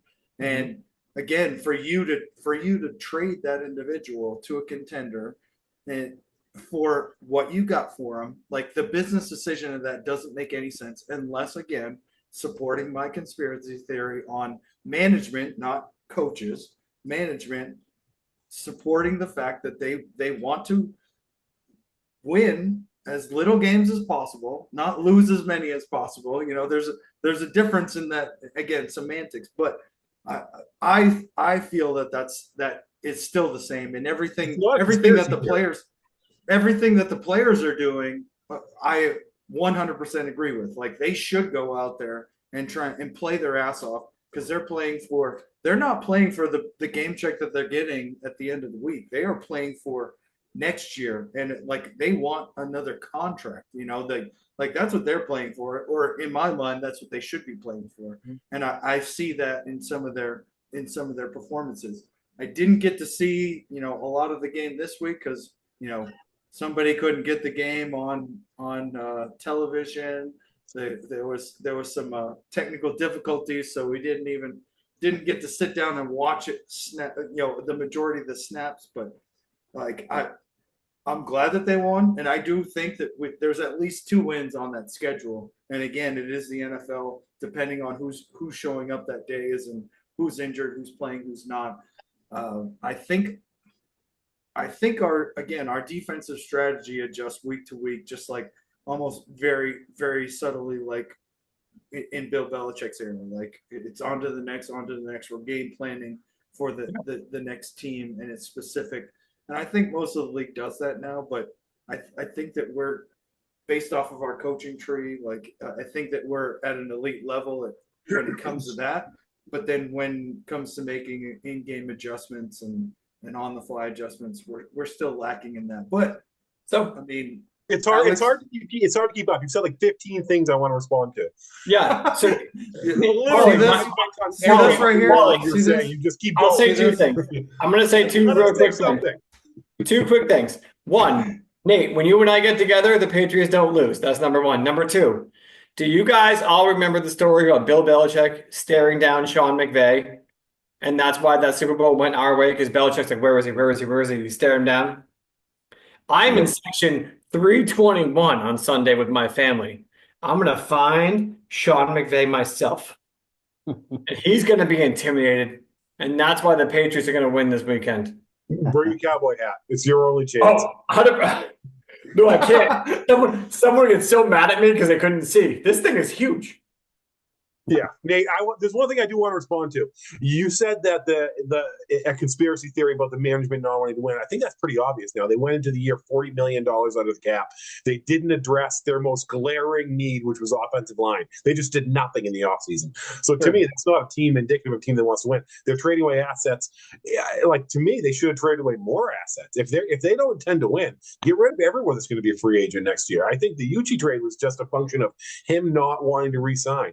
I think there's a number of guys that aren't going to want to re-sign to this team. They should have traded away them as well. Might as well it's better to get something, even if it's a 4th round draft pick, than to lose them and get nothing. Yeah. Like, pick a lane, right? Like, pick a lane, decide which direction you want to go in. My personal choice is you go out in the field and you compete and you try to win every single time. And that's what I'm a Patriots fan. That's what I want to see. I want to see them compete to win every single time. I do not want to believe that the management is tanking, but Wally, there's too much evidence to show that that's likely what's happening, and it's really disheartening as a fan. There's a salary cap. They Yeah, had $4 man. million to spend. They chose not to. It's tough. What do you, what? As an outsider looking in on you guys, what I will say is this: one, trading that for capital makes sense if Yeah. you want guys to grow with Drake May. So why did you spend the money, to address needs right now? Is because they don't want to sign a guy now whose contract's going to be up right when Drake May is about to peak. So they want to line all the stars with him. I think they're just looking at it like, hey, let's get a bunch of young guys here. We can grow, build this culture, grow this culture together, and they're going to be there for the next 4 or 5 years together. So I watch it because watching the turnstiles of other teams who hold on to that guy till the last year, and then the guy walks, like you said, while he walks and you get nothing. Well, that was one of the things the Steelers did really well in the 80s, 90s. We got rid of guys before, and then we started holding on to guys, and it bit us in the ass because then guys got old or they left, and then we like, well, now we got nothing. So I agree. I with you, Wally. I would have traded I would have traded everybody I know that's in the last year or two of their contract and said, Yep. hey, let's start building. Let's start getting draft capital, and let's start getting young guys in here that we can build around and build with. Yep. Yeah. No, I'm not against that. I'm against the business decision of the value that you get for them. I mean, again,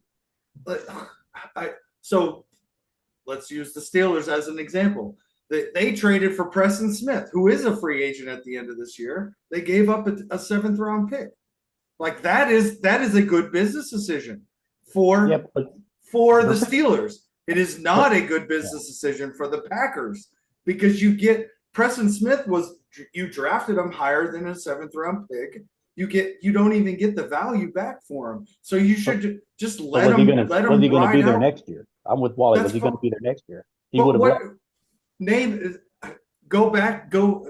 I guarantee nobody here is a Packers fan, but you can't name a 7th round draft pick that the Packers drafted that's on the field. So I'm saying the value that at that pick, I'm saying the Steelers fleeced the Packers. Like they should have gotten at least a 5th round pick. You know what I mean? For that value. I mean, again, what were his numbers? You know what I mean? Like you have to look at what he was bringing to the table. He comes to Pittsburgh. You don't need to look any farther than what Green Bay Packers defense was like top 5 in the league. Yeah. So he was a part of that. He was a part of that. But you sit down and you look at Jordan Love getting hurt, this, that, and the other. They need to bring assets in. So, if they're going to lose the guy next year, what was the point? The Steelers have, with the start that they got and everything they're going, they're going to get what they can to try to make a run. So that's why so many of these guys are on 1 year. Justin Fields can walk next year. Russell Wilson can walk next year.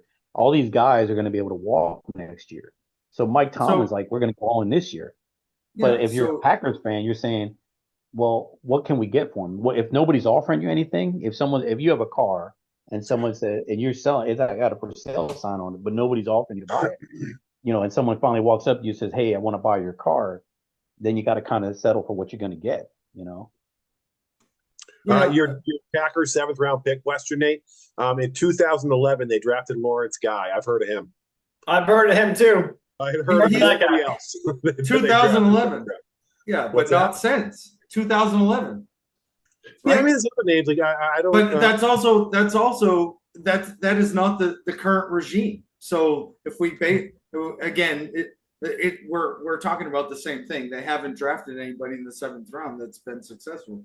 But again, that's also that particular transaction right there is if the Steelers are successful and win a couple of games in the playoffs, if I'm the owner, and again, the Green Bay Packers is a weird organization in that they don't actually have an owner. They have a board and then there's the general manager, right? So the general manager should be fired based off of the data that comes back from that. Like, again, because you get no value. The business decision to trade him for a 7th round pick looks good now, but what do you get in return? A 7th round pick. What do you end up signing in free agency to replace him? who's the guy that's replacing him now? What's his production level? Like all of those things add up to my evaluation of, was this a good pick? Did you make a good business decision? You didn't, and you're fired. Like that's the way it looks right now. Because again, yes, if somebody's on their way out, and again, the backstory that we don't know, they offered the guy 3 different contracts potentially at what they thought was market value. He said no to all 3. I'm going to test the market, whatever that is. But it's still on paper to me. When I look at it, I think that's going to clearly benefit the Steelers. They're going to look good for that one pick. Not only that, but Mike Williams also paid dividends right off the bat in the first game that he suited up for the damn Steelers. So I hate the Steelers with a passion, and I don't want them to succeed. But for you, Jose, I do want them to succeed. Well, just understand that Packers are a really well-run organization. They have been for years. They're always competitive year after year after year. Quarterbacks change; they stay competitive. Like there's got to be more to the story as to why they traded him.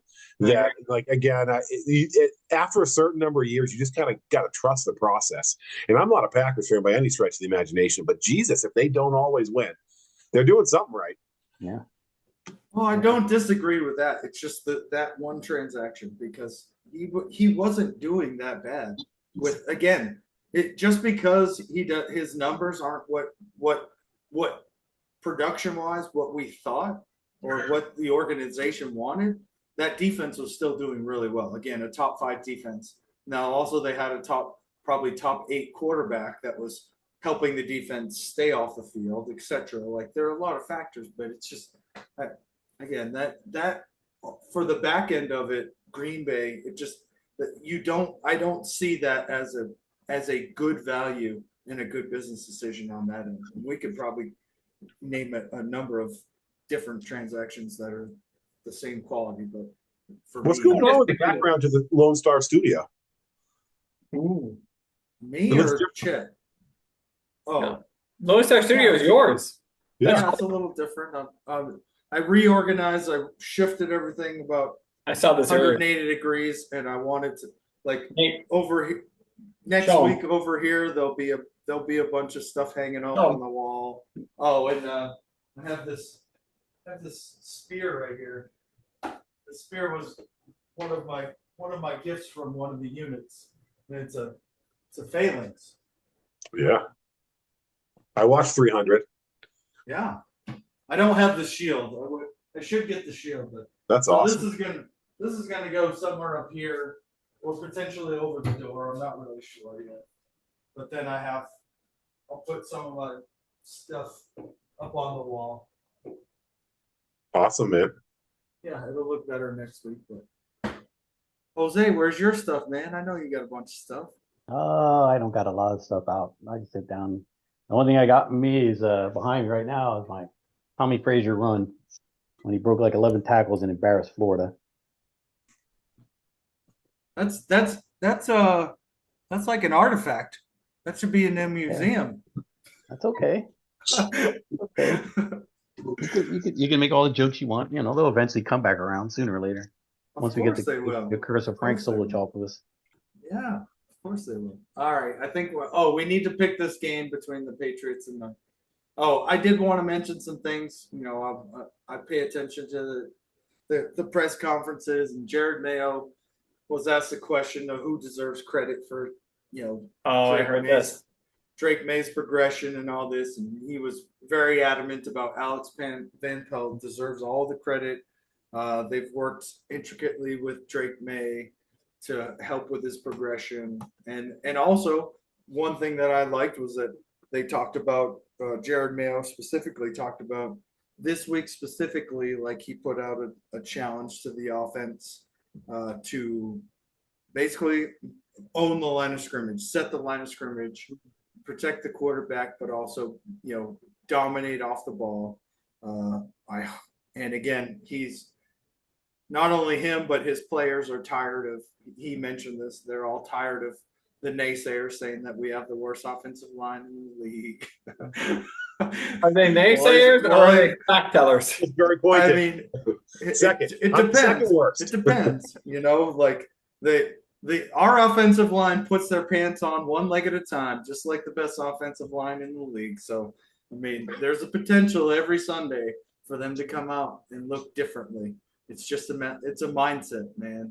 It is technically, I feel like at that level, it is a mindset, but it also is about coaching. And I hope, again, I like the things that I'm hearing in press conferences. Wally, you've made a fact to point out, like, you hate the press conferences because you want to, I shouldn't say hate, that's a strong word, but you want to hear more along the Bill Belichick side of, like, we're on to Cincinnati. Like, don't, I guess little is better in your case. I don't know. Well, to Wally's point, Alex Van Pelt doing so great. What a great job he did, right? And then it opens it up to Jacoby Brissett ain't shit. He's done nothing. Like, that's just what it does. Like, when you open yourself up and you forget to thank somebody or you forget to give someone credit, like Bill Belichick was like, fuck it, you guys can all hate me. I'll tell my guys back there what they're doing. You guys can all hate me all you want, but I'm not going to give you a reason to look at me and say I'm not giving someone enough credit or like create turmoil in the media. You guys can all just point your finger at me like I'm the asshole. He was really good at that. I miss that. It's just a level of professionalism to it. And again, I mean, we've only had one head coach the last 20 years. So every head coach is going to play for the next 20 years will become every head coach that'll play that'll coach the Patriots for the rest of my lifetime will be compared to Bill Belichick. That's just how it's going to be. And as compared to Bill Belichick and his regime, I don't think they measure up. Now, they shouldn't measure up, but I want to continue to see growth. I just don't like the way these offensive games are being called. I think Drake May's bailing them out, to be honest with you. I think Drake May is an exceptional talent. Yes. I don't know if you guys saw John Gruden. He just signed a Barstool this week. He's been on a bunch of shows. He was just saying that of all the quarterbacks in this draft, he thinks that Drake May has got the brightest future. Now, John Gruden is a quarterback in my book. I love hearing him talk about it. And he thinks that he is the best quarterback in this draft. He's in the best position. He's going to be a superstar. I mean, he's a quarterback guru. Who has he worked with? You've seen his segments on ESPN with the quarterbacks, his coaching things. I love that shit. I thought he did really well with it. Right. The QB room, what's it called? QB room or something like that. It was some series interview. He won a Super Bowl with fucking a 35-year-old Brad Johnson. I mean, this guy gets the most out of his quarterbacks. And look what he did with Derek Carr over in the Raiders. Everywhere he's gone, quarterbacks have performed at a very high level. I think he knows quarterbacks. Was he part of the Brett Favre tree? Wasn't he part of the offense in Green Bay? I think he was. But John Gruden? Yeah. I don't think so. You might be right, but like not that I remember. No. A young John Gruden, I think so. With Mike Holmgren as the offensive coordinator. Well, will you fact check this? I'd like facts. I'll pull it up. Gruden resume. But I do think we've talked about this before. So, like, again, a few weeks ago, he came through the Brett Favre coaching tree. In '92, he was with Holmgren in San Francisco. He went with him to Green Bay. 3 seasons in Green Bay. He became the offensive coordinator of the Eagles. Yeah. So to kind of pat myself on the back again, or toot my own. You deserve it. We talked about probably week 3. I broke down the top 3 quarterbacks selected, and then the situation that they find themselves in. And then at that time, I think Jaden Daniels was definitely and still is the more impressive of all those 3 as far as how they're handling the situation offensively, down to down, all that stuff, week to week.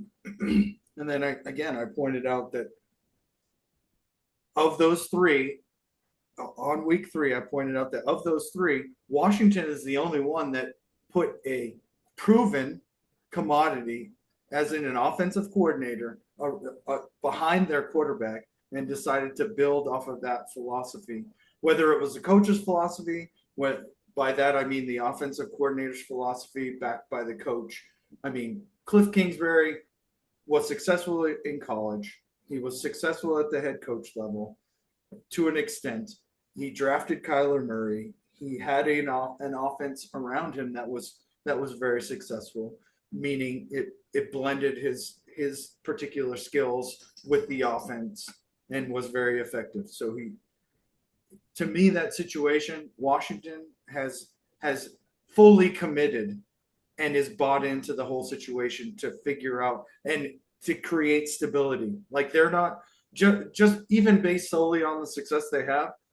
Even if they falter, they're not going to think like, oh, we need to make a change now. Like they're committed to the long run. They're gonna move forward with the same coaching staff to build on that year, at least hopefully for the next 3 years.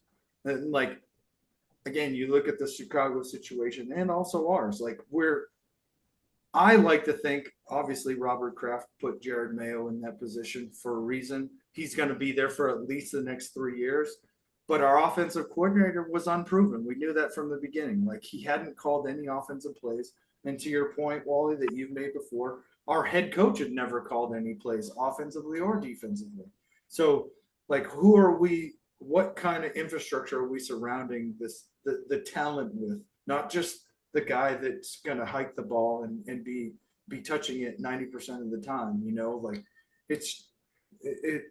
it boggles me to the extent where like we thought that, and again, I don't go through the hiring process. Interviews can be one way, but I would still, if I'm drafting somebody and they hold that weight within the organization based off of where I drafted them, and I'm essentially like hanging my hat, your hat specifically, Chet, on that certain player's production and development throughout the years, then I want to put an infrastructure around him that is going to be successful and going to stay around for a while. And I wouldn't draft somebody that is or hire somebody that was unproven. I would rather not draft. I would rather sign somebody that has worked with others that have been successful, as opposed to, again, the guys that we have in that situation. I applaud the Washington Commanders for the situation that they surrounded their newly drafted quarterback in, and the other two that were drafted ahead and behind him are, those two situations speak for themselves. Jose, as a fellow fan of a franchise with 6 Super Bowls, what do you think of that analysis?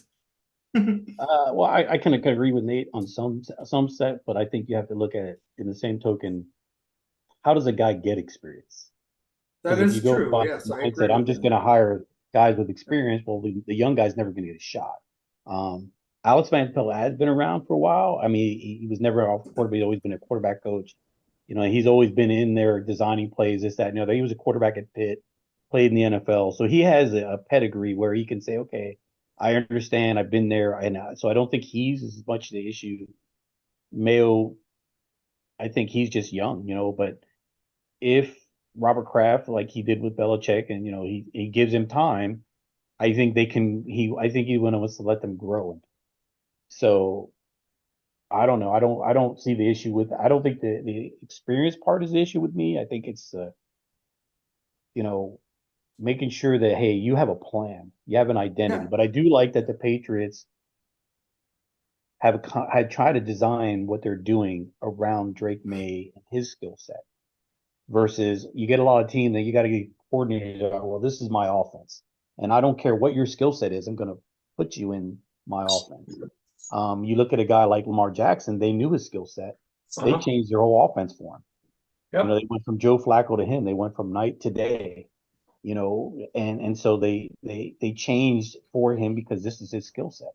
And so I think the Patriots, what I saw in the few games that I've watched them play, they're starting to design for him. Defensively, it's going to be a lot of Bill Belichick type thing. Mayo is around Belichick a lot. So I think, the biggest thing for him is learning to manage, because head coaches have to manage. They can't be everywhere all the time. So you have to have guys that you trust. I have to have an offensive coordinator and defensive coordinator that I say, hey, if I can't be in the room, I trust your decision making. And I think he may have that. I think, he's giving he gave Alex Van Pelt praise. So what that tells you, okay, he's letting him know, hey, you're my guy for now. You're going to be my guy going forward. And so this is where you got to sit down. I think that's where your loyalty comes, and that's where a lot of guys like Mike Tomlin's finally got some guys in there that may get head coaching jobs later because, but his coaching tree kind of looks like a stick. It doesn't have any branches. When you look at Bill Cowher, Bill Belichick, and the really good ones, their coaching tree is huge. They've got tons of branches out. And so I think the Patriots are on the right track. I think they just need to be patient.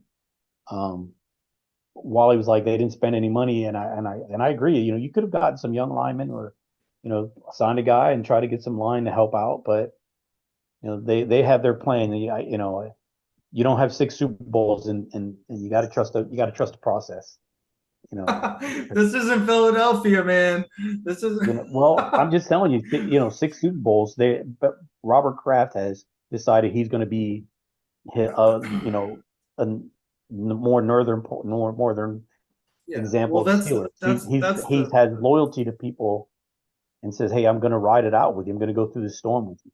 And so I think the key is to find a 6th-round draft pick and make him something who always feels grateful for years and takes less money every single year until finally he realizes what the fuck is happening and he leaves. But in that time, you can win 6 Super Bowls, I think. Yeah. Sorry, I Chet. agree with you. That's never. That will. I love Belichick. In this day and age, that will never happen again. And never again. But I love Belichick saying that. Bill Belichick's not walking through that door, folks. Bill Belichick's not. He wants back in the NFL. Maybe we bring him back. Well, not with the Patriots. I But know. to your point, Jose, man, yes, the 6 Super Bowls. That is what every New England fan holds our pride on. Like the wins, the championships, having Tom Brady as the GOAT. But also at the same time, it's hard to trust the process when, again, I would rather management come out and the owner come out and say, hey, we tried to spend this $40 million and no one wanted it. No one wanted to come play for us. I honestly think that would motivate the players to be like a little bit more prideful. Like, man, I'm playing for this paycheck you're giving me. And I want everyone else to come here and play with me. I don't know. Again, the experience, trust the process. The process at this point is hard to figure out because, I agree with you on what you said about how do you get experience until you're put in that position? But we always had a good rotation of whether it was defensive coaches or offensive coaches and coordinators. We went from Charlie Weiss to Bill Callahan to Josh Daniels, and each one of them, when they moved on, I'm not saying that they recommended their successor, but Bill Belichick, who, again, another greatest of all time, obviously had an eyeball for that individual and hired him in that position or had a say in him, that person being hired in that position. Yeah. And I don't think that we go back to any of those people to come back in because it's a different offensive philosophy. But and also none of them succeeded outside the Patriot system. Yes, absolutely. Single one of the Patriots disciple coaches succeeded. You made the point. Well, I argued with you, but you and Chet, I think, both made the point with Mike Vrabel. He was a player, not a coach. Yeah. He was a player, not a coach. That was the foot that I stood on. But yes, I agree with you. Bill Belichick's coaching tree outside of New England has not been successful, but also I think that some of those individuals, they're still amazing coordinators. So they should be candidates. Yeah, they should absolutely be candidates, why not?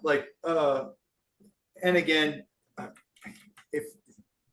management, I do think that I do trust the process, but I have the right or I don't as much as one Chester Fred Bowen, Sweet Chin Music over there with the. Let's not push that, by the way. Let's not push He me is like a monkey. the season ticket holder on this podcast. He has more of a right than any of us to question the process and be vocal about it and Absolutely. and voice his anxiety and depression about it. Absolutely. But at least you don't have to listen to Tomlin say the standard is the standard.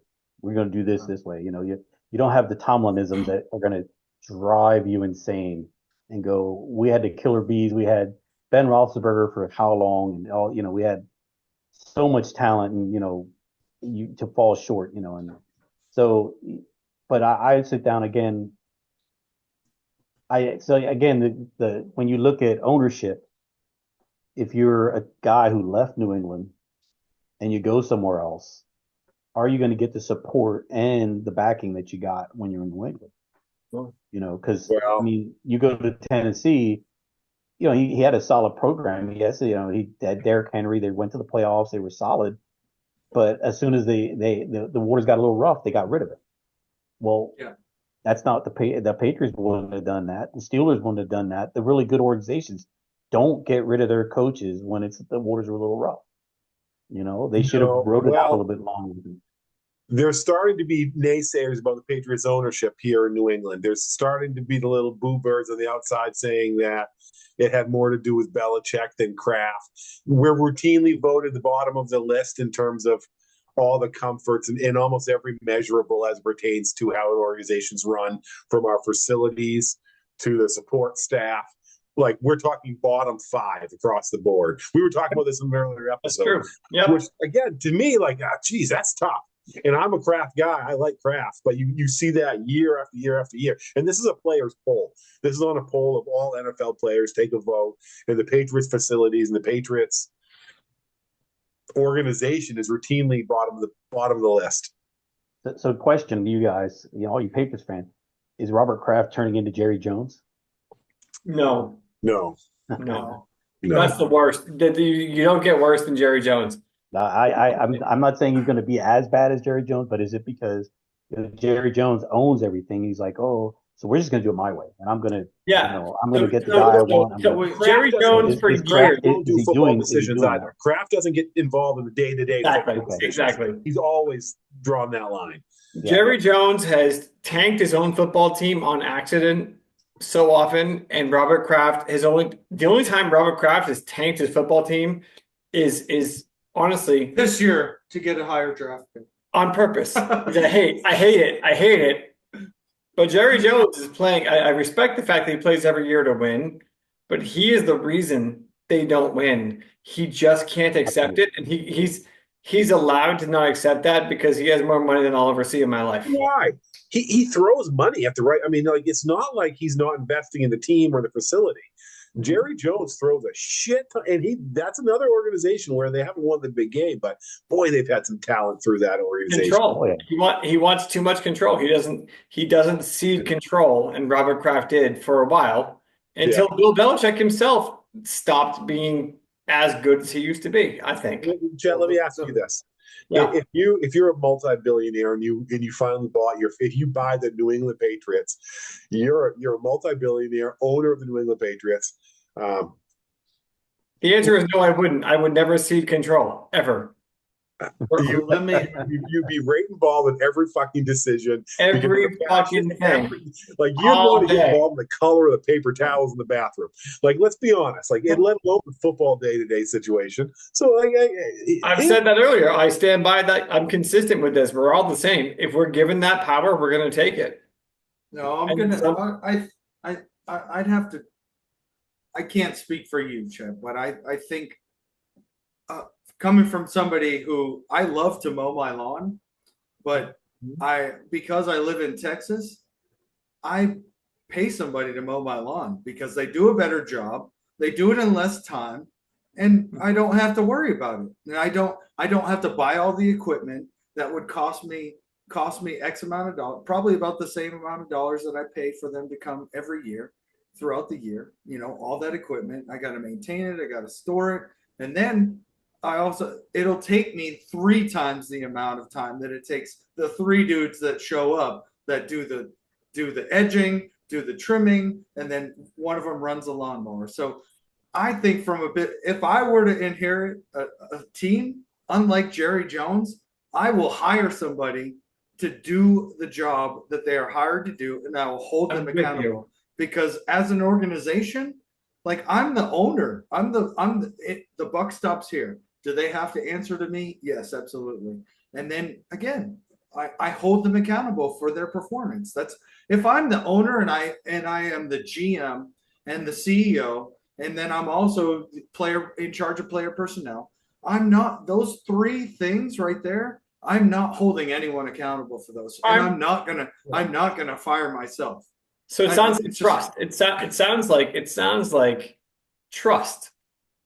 So if you own something, Nate, right? Like you're saying your lawn, you're able to trust someone else to mow your lawn maybe as well or better than you could, and it makes sense to do it that way because you have other things. And if they don't do a good enough job, I'm going to hire somebody else.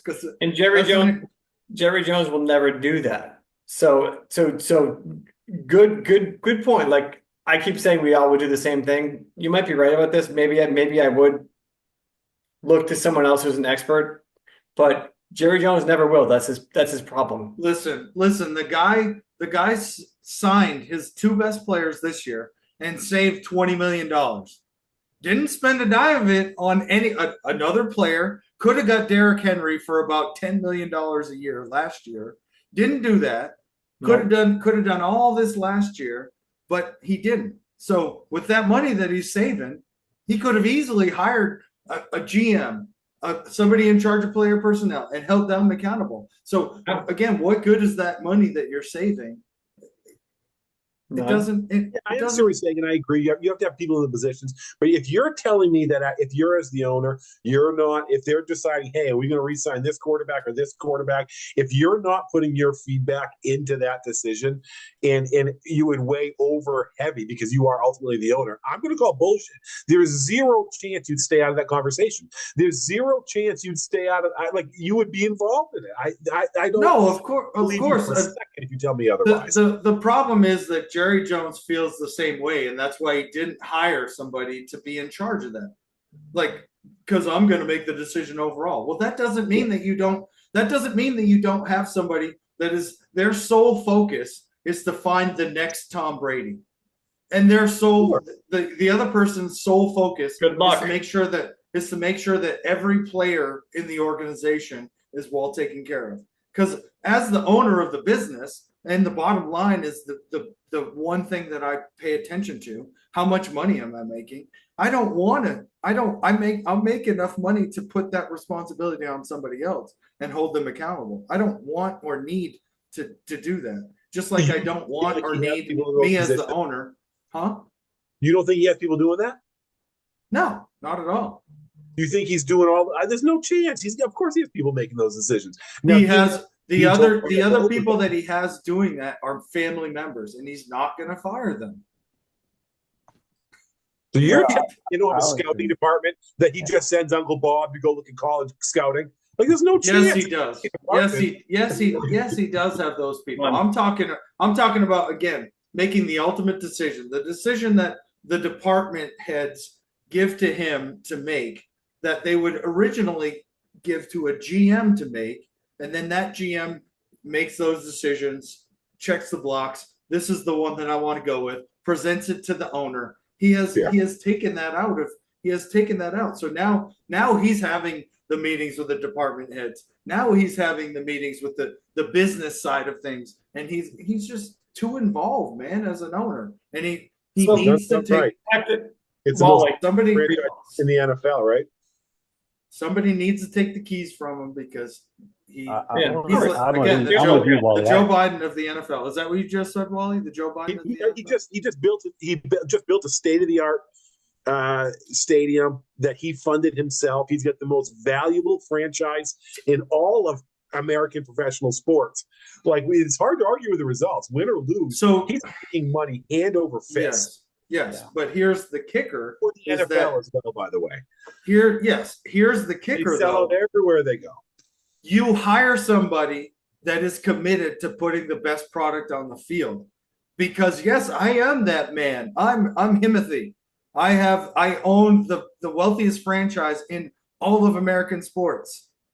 So you hire somebody that's committed to putting the best product on the field, and then you hold them accountable to that. That's not been his business model from day one. That's not been his No, business it hasn't. model. But that's the argument. What they do. The argument is that he needs to do that.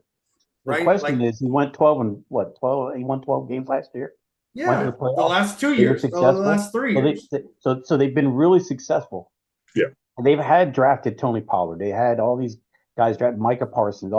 They've gotten talent. So I'm with Wally. I believe he has good scouts out there finding people. At the end of the day, he makes the ultimate decision if we're going to take him. But he has people in his ear. Now, the problem is with me is not the players. I don't think it's a player problem because repeatedly he has all pro bowlers that win a 12 game. The problem is he handcuffs his coaches. He had Jason Garrett for so long, who was just a yes man. He had when he allowed Jimmy Johnson to be the coach, and they had a G. He sat there. They were just a machine, and he fires a guy who won back-to-back Super Bowl. That's an ego thing, and that's where he never will allow it. When he hired Bill Parcells brought them back. They started winning. He gets rid of Parcells. His problem isn't the players because they bring players in. The problem is he handcuffs the coaches because once they start succeeding, he wants to take all the credit. And the coaches, the real good coaches like Parcells and Jimmy Johnson, are going to tell him, no effing way. You're not going to sit here and act like you wrote it to X's O's, motivated these guys, and did all this stuff, sitting up in your $1 million booth. Sorry, you're just not. And then that's why everybody said, well, Belichick's going to take McCarthy's job this year. I guarantee you Bill Belichick was like, I'm not going there because I'm not going to have a guy whose huge ego is going to try to tell me what to do. Yeah. Nobody worth a damn coaching is going to go there. Boy, what a pairing would be, though, right? If Belichick went to the Cowboys, oh my God, what a story! Oh yeah, but I mean, and think about it. I mean, and there is no resource that he doesn't have available to him if he goes there. And if Jerry Jones just could get out of the way, and if I'm being honest, Belichick probably shouldn't have ultimate player personnel decisions. He's not a great GM. Angling for that, but he hasn't proven the ability to do that successfully over the last 5 years. I mean, you go and look. I mean, they've had players. Dak turned out to be a solid player. The fourth round pick. They got Zeke Elliott. They got CeeDee Lamb. They've got all these guys coming in, and they're talented. And they're winning 12 games. So there's talent there. It's not a talent issue. It's when your coach, when your owner is coming down out of the box and talking to, well, that's just not good enough, even though you win 12 games. When you win 12 games, go to the playoffs, and all of a sudden your job's on the line. Yeah. Your job was on the line before you even went to the playoffs. Who could coach like that? Conversely, you look at a guy like Mike Tomlin, who was having a losing season. They ended up 9-8. And he never never even thought twice about, am I going to get fired? You know what? It seems like in football, your job is to win. Yeah, if you give a guy security, he's going to coach and he's going to win. And I think Mike McCarthy did a really great job under all the pressure and speculation of, are you going to get fired? Are you going to make it to the end of the season last year? And with that weighing on you in the all season and coming back this year, think about it. That dude lost the playoff game and then had to wonder, am I getting fired? Is Bill Belichick taking my job? Is who's coming in all off season? That's just horrible. And therein lies your dilemma because you can't build that locker room. You can't. If it's a player, well, I don't know if I want to be loyal to this guy because I don't even know if I'm going to be here tomorrow. Yeah. So I don't think it's a talent issue. I mean, again, you got rid of Pollard, who was a solid running back. You could have kept him, and know. But again, you're looking at it's not a talent. They find talent. There's talent all over that field. With Diggs and all them all over that field. I think it's just if you're a player and a coach, you're like, well, we don't even know what tomorrow's going to bring. We don't even know if this staff is going to be here. Yeah, that's the problem, and that's a Jerry Jones problem.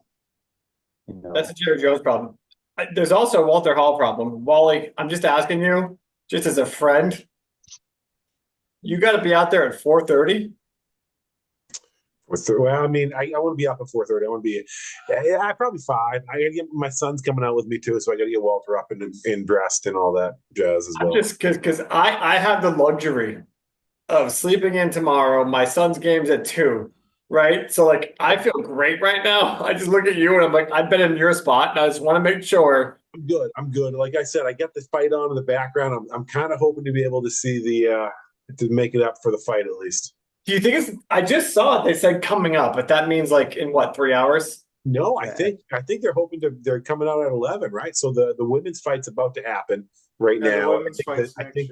I think the big fight's the one after that, isn't it, Nate? Oh, if that's the case, if you could make it, we got to watch that shit. Hey, did you see who's on the PR the public announcement? Jerry, I see Jerry. I see Jerry right there. No. Do you see the guy missing a chunk of his ear? I did. Holyfield's on there. He's out there right now. Evander, no, he's part of the media team that's talking. I saw Jerry Jones and Michael Urban. I did not realize that Evander Holyfield's got like 45 kids, so he's got to be Jerry Jones. We were talking about Jerry Jones, and there he is. He might be the only human being that's worse than Mike Tyson. So. Jerry Jones. Hey. What? Mike Tyson's rehabilitated. We had this conversation last week, but Mike Tyson's rehabilitated, but he wasn't a bad man, you know. Hey. And Evander Holyfield doesn't have any convictions on him, but like you said, he's got 45 kids. So hey, Evander Holyfield played that holy roller, you know, the preacher. You know, he was a preacher by day and sneaking around by night, you know, kind of guy. Well, he didn't believe in contraception. That's for sure. Yeah, that's you know what I mean? the So, real you know, the thing with Evander Holyfield, he comes off as like the nicest guy on earth when you see him doing interviews. Like they gave all the attention to Mike, but I was the champion, and I was like, I will go to bat for you, Evander. Holy shit! I'm sorry, they did you dirty. Right? Also, you know, I'm not, and as a boxing guy, I didn't like Holyfield was a dirty fighter. Yeah, he used his head a lot in his boxing. If you watch his fights, he'd come in, he would duck down, and he'd bring his head up, and you know, he'd kind of give you a little bull charge, and that was why Tyson hit him, because Tyson realized when he got headbutted, he's like, that's why I was dizzy the last time when he knocked. Wait, rewind. Yeah, he spiked him. He spiked him with his horn. No, yeah. I cannot let that shit slide. Are you saying that Evander Holyfield's approach to boxing is why Mike Tyson bit his fucking ear off? Yeah. Well, Jesus Christ. I'm not saying it was why. I'm saying it was a factor in why he bit his ear off. You know, Mike Tyson was an animal. He was Mike Tyson was very aggressive, but you don't poke the bear. And once he realized, oh, I'm getting poked. Oh, this is what happened last time. He just snapped. You know, and again, that's where Cus D'Amato and those guys that had him before, they knew how to take care of him. They understood. They knew how to keep him under wraps. And once Don King kind of let him loose, I mean, and Don King did him dirty by sending him. Fucking Don King. You know, Don King was like, you beat all my fighters. I need to restock before you can, you know, and he put him in jail. Don King was a shitbag. He put him in jail for a bogus thing. I mean, the dude, he had a business lawyer defending him in a criminal case. I mean, come on. You know, that was horrible. You know, like I said, constitutional law. So I'm not sitting here saying Mike Tyson's a good dude and that he's not guilty. But constitutional law would tell you don't put a fucking business lawyer as a defense attorney in a trial. I do agree with that. And don't get wrong, Tyson got in scraps and he was beating people up. You know, he had his flaws. You know. That being said, I'm rooting for Tyson tonight just because, you know, it reminds me of being young and I want to just go with it. Most of America is. I've got I get DraftKings up in front. What do we got? What do we got, Molly? There's every bet imaginable on this. But it's bet heavily towards Mike Tyson. Oh, yeah? Yeah. So should we go the other way? If I was betting, I would have went the other way. Here's percentage of bets. Mike Tyson's got 82% of the bet. This is just DraftKings. Okay, so but DraftKings is a pretty big platform, and Jake Paul's got 18% of the bets. I think that's people voting with their hearts. The America wants Mike Tyson to win. I think Jake Paul. Mike Tyson's 58 years old and was not a good boxer at the end of his career. He got knocked out by some subpar boxers, and now he's supposed to be better 20 years later. Like, it doesn't make any sense.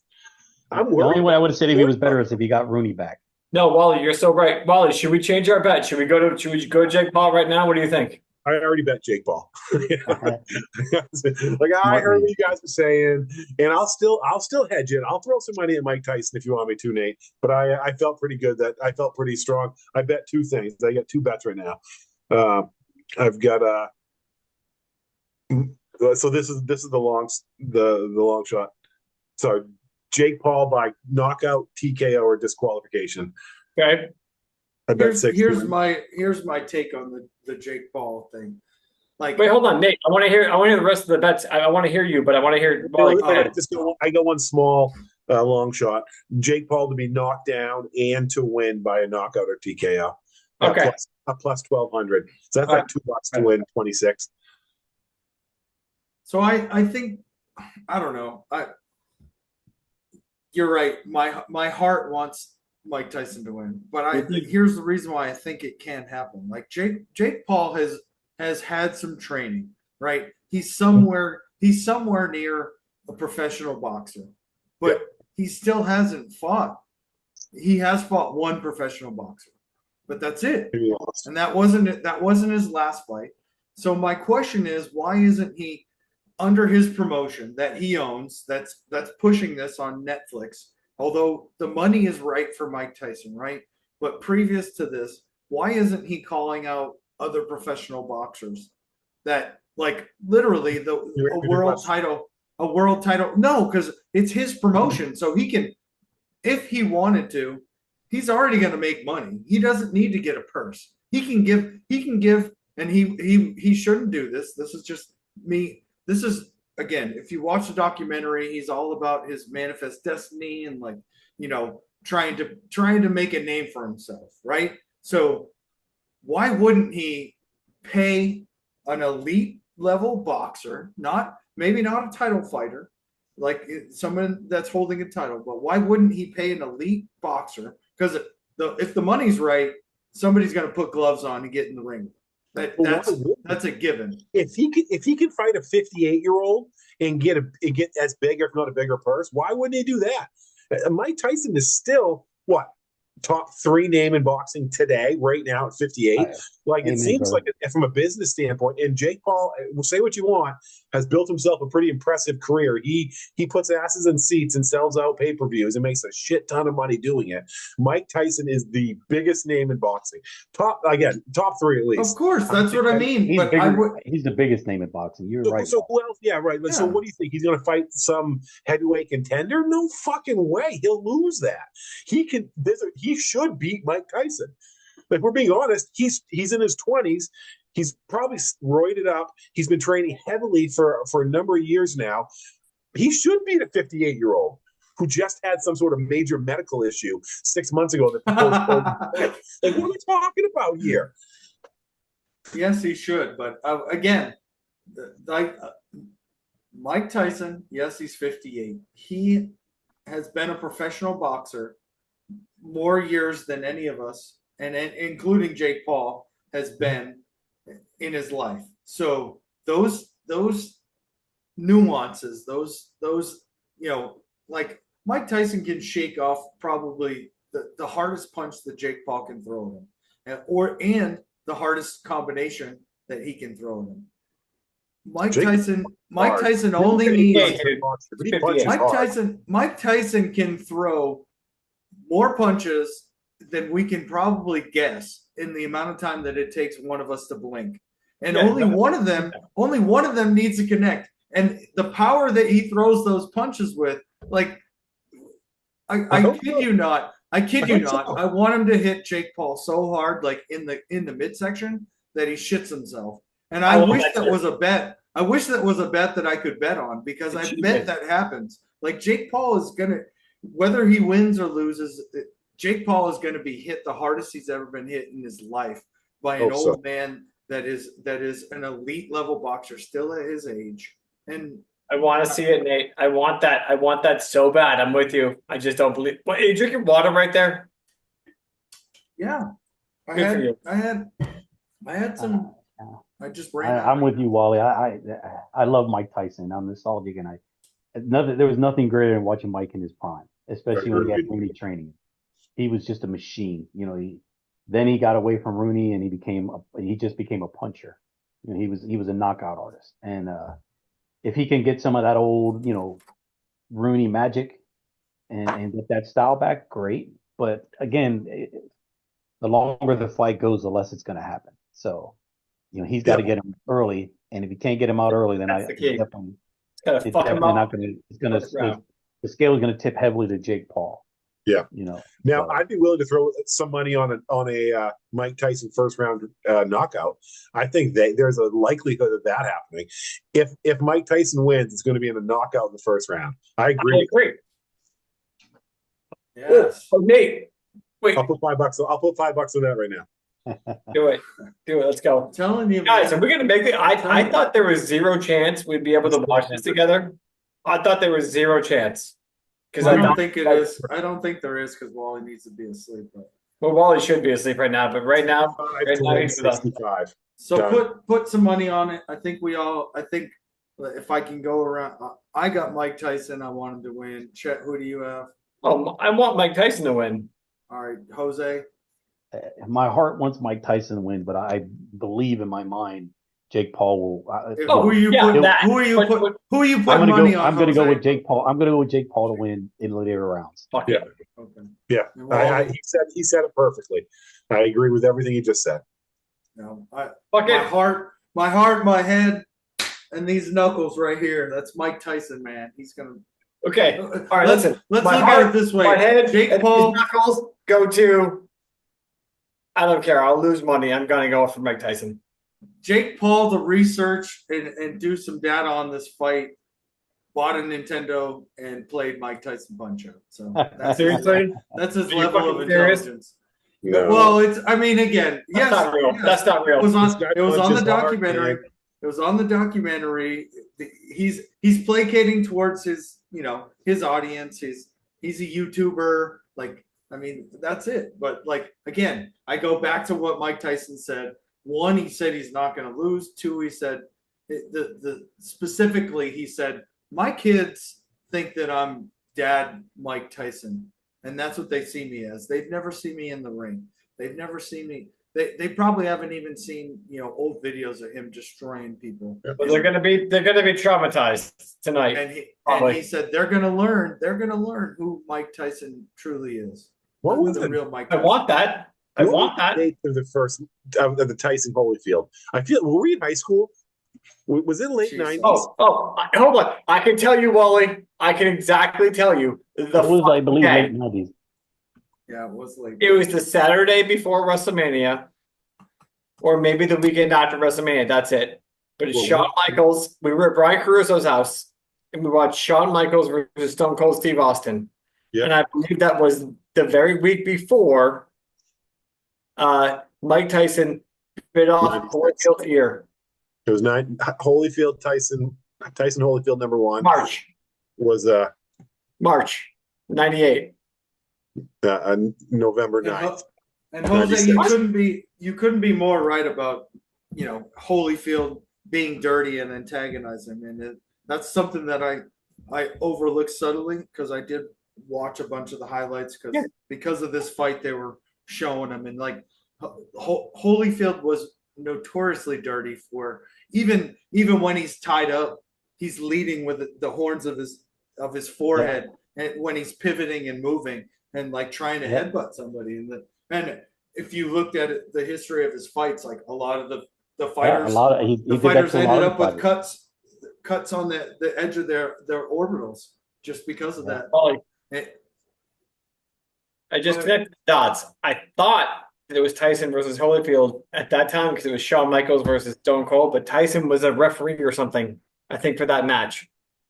So that'd be March 98. And then when was it? November 98? There were 3 of them. So what? There was, What? What? What? Sorry. Holyfield Tyson 2 was June 28th, 97. Yeah. And let's see, Tyson Holyfield 3 was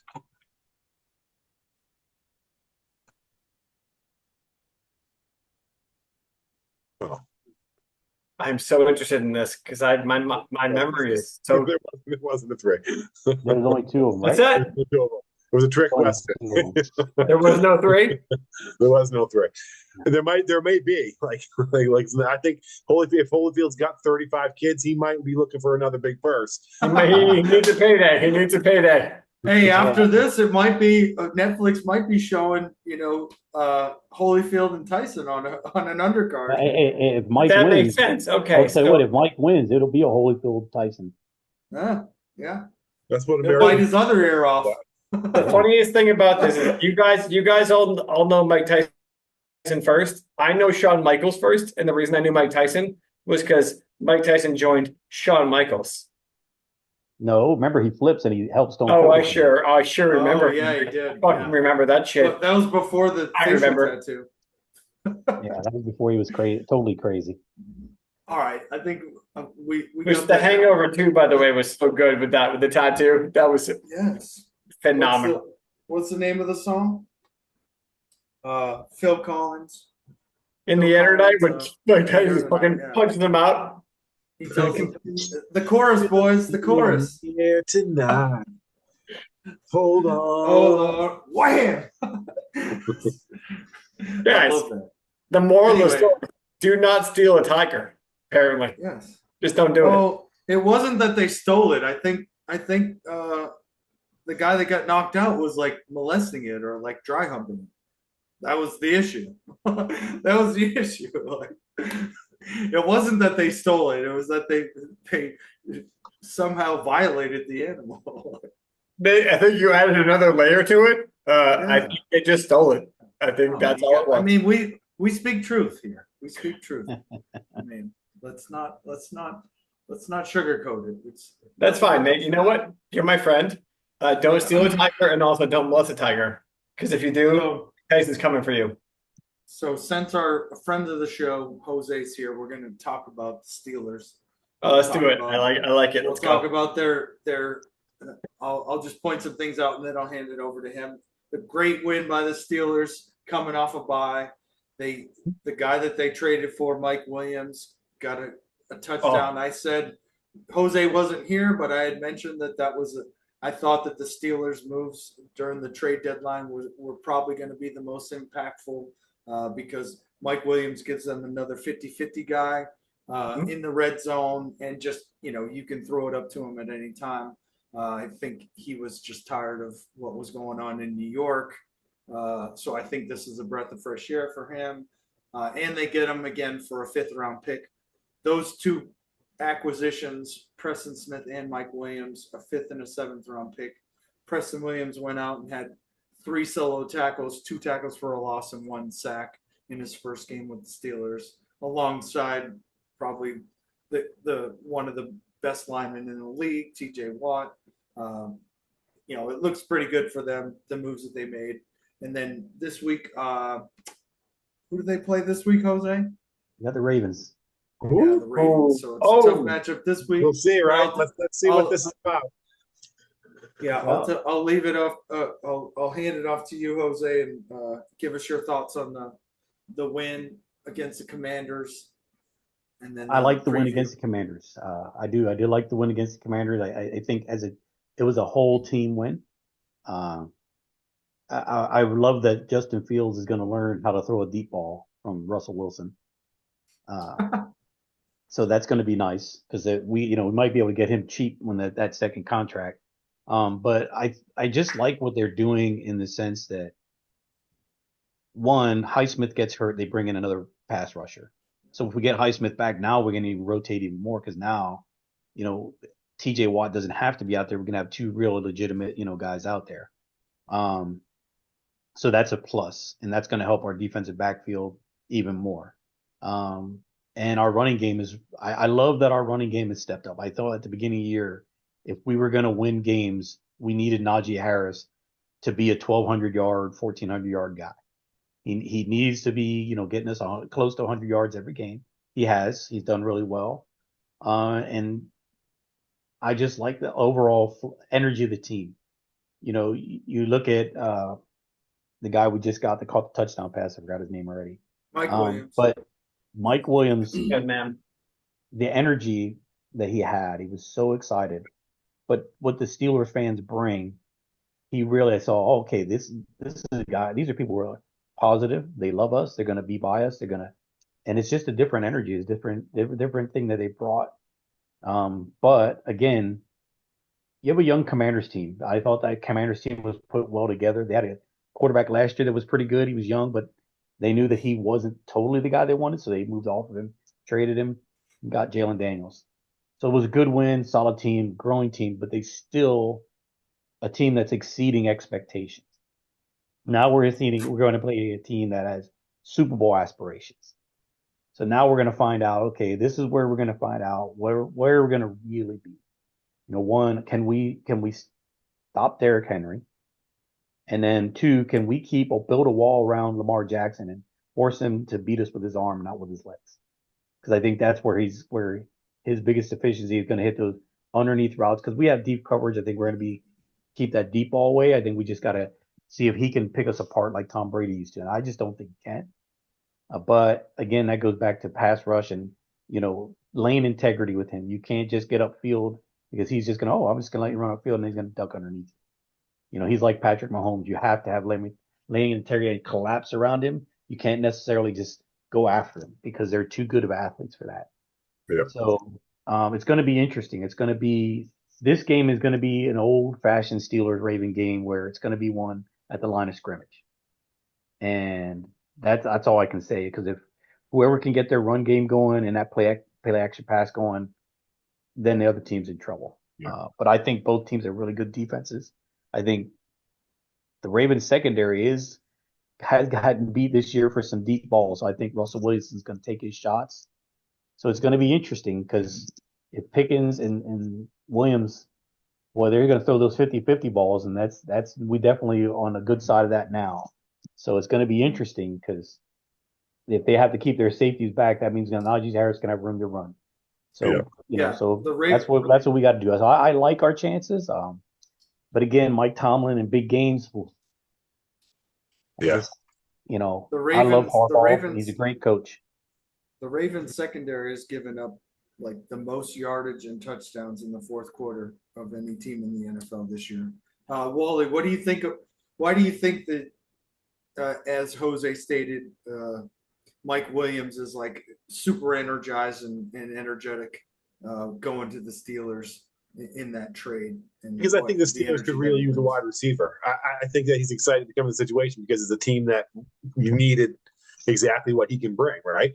But I tell you what, this schedule this Steelers team has coming up, it's no joke. But well, you guys must have about the toughest schedule coming up. You got the Ravens twice. You got the Ravens twice, Eagles.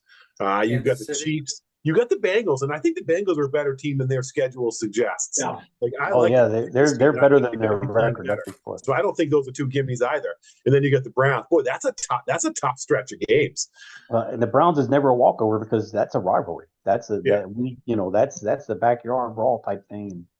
Anything can happen. There have been years when Browns were terrible. They've been able to beat us. So none of this rest of this schedule is going to play out, and it's going to say a lot about this team. So. It will. I think health is between health and but if we get through this and get into the playoffs, we're going to be a dangerous team. Yeah. So, I mean, that's a hell of a gauntlet.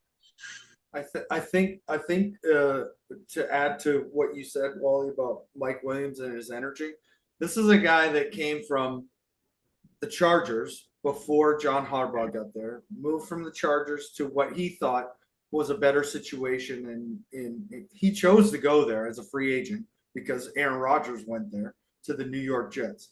Then he goes through that situation and arguably probably the worst situation in the NFL based off of personality and then, just the organization being a dumpster fire. And then, he gets called out by the star quarterback that he wanted to go and catch passes from for something that probably wasn't his fault, but Aaron Rodgers is who he is. And then he gets traded to ultimately one of the probably the five best franchises in the NFL throughout its glorious history, right? Like the NFL as a whole, the league, Yeah. like in the Steelers, and he probably walks into that organization and is just like, you guys freaking made my day. Like, thank you, thank you, thank you. I don't even want a paycheck. I'm just so thankful that I'm in this situation with an organization that isn't holding their ass in their hand every week, trying to figure out things and listening to a quarterback that is trying to be the GM. And like, I can only imagine,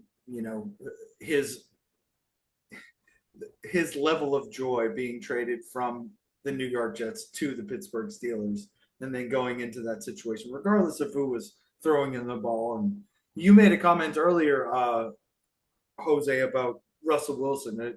Do you buy in on the Russell Wilson being the quarterback going forward, and he's the answer, and potentially? Well, I think he's the guy for the that? rest of the year. I think he's just going to be the guy for the rest of the year. Especially, if he plays like Russell Wilson doing their Super Bowl runs where he's like, hey, I'm gonna, just let the run game do what it does, let the defense do what it does, and then I'm gonna pick my shots. Then he's and hand fine. off to the best running back at the goal line. But if he gets into his problem after the Super Bowl run was he started believing that he was really on the level of Brady and Manning and all them. Yeah, he put up numbers, but they didn't translate to wins. And so he got in love with himself and his arm. If he has the humility to go, hey, I'm just here to take my shots and work within the system, because the defense is not, I don't think it's as good as the Legion of Boom, but it's close. And the running game is good. Najee Harris isn't Marshawn Lynch, but he's close. So if he understands, hey, let me take a step back, let these guys lead, and then I'm going to take my shots, we got a great chance. And I like the fact that even if he gets hurt, Justin Fields proved, hey, it wasn't me in Chicago, it was the system and the coaches. So if I can play within this, and I love that he's learning from Russell Wilson. I like that he was so humble and like, hey, I didn't earn it, I didn't deserve it, and I'm going to sit back and learn. And so I think, it's all a beautiful thing coming together. Hopefully it can stay together. Like I said, Russell Wilson's a weird guy. And sometimes he starts to believe, he starts believing the hype. When they were telling him how great he was, he started thinking, oh, I threw for 4,000 yards, 5,000 yards. Oh, but he only won 8 games, 9 games. So it's like, you have to believe, you have to understand what got you the ring, and then had you just give the ball to Marshawn Lynch, you'd have 2 of them. So, get out of your own way, dude. Well, we'll never know, really. Maybe not. About that second thing. Let's just say it was a high probability that he might have 2 Super Bowl rings. It was a higher probability than him actually throwing the ball. Yeah, I would have liked to see if they were going to throw it, put him on a run pass option, where now you have to force him. If you're going to drop back in coverage, he's going to beat you in the legs. But I disagree. I wouldn't change a thing. No, I wouldn't either if I was thinking. I think even if you change it, I mean, well, let's again give him the touchdown. We've been in that situation before. Give him the touchdown, and we still have time on the clock. So, I mean, that defense was pretty. Who knows? But who knows? But I mean, it was, and that was again. That goes back to great coaching, where Bill Belichick said, "Hey, every time they're at a goal line, second down, this is the play they run," and he drilled it in their head, and bam! They were like, "Oh my God, they're actually going to run this stupid play," and they picked it off, and. That's just great coaching. That's just great coaching. This is what they do at the goal. And Pete Carroll was known for his arrogance because he did the same thing at USC. Yeah. And blew a national title against Texas. So. Well, that's also, again, I say, and I've said many times before, we're just as lucky as we are good, as far as throughout. Sometimes it's better to be lucky than good. But some say luck is when planning and preparation meets execution. So. If the planning and the preparation, as you said, was Bill Belichick's keying in on second down and goal, they always run this play.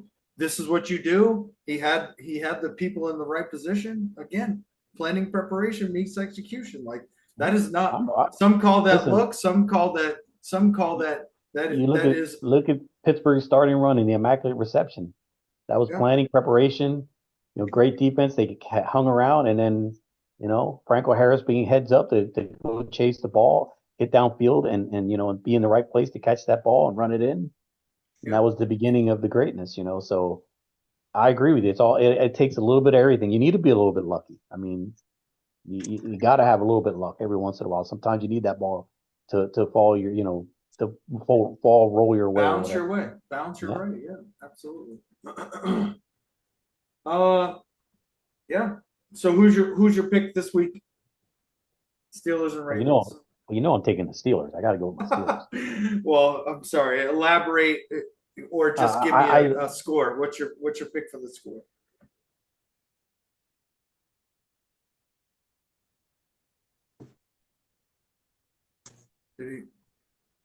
Is he muted for y'all, or is that just me? Yeah, no, I can't hear him either. Did you mute yourself? You punching keys? Oh, still can't hear you. Did your headset? Yeah. Can't hear It's like you. a work meeting. I guess he doesn't want to tell us. What? I guess he picks the Ravens. I guess he picks the Ravens. He says the Ravens are winning. He's on record as the Ravens are winning by 2 touchdowns. You're still muted. Unmute on the computer, or did you unplug?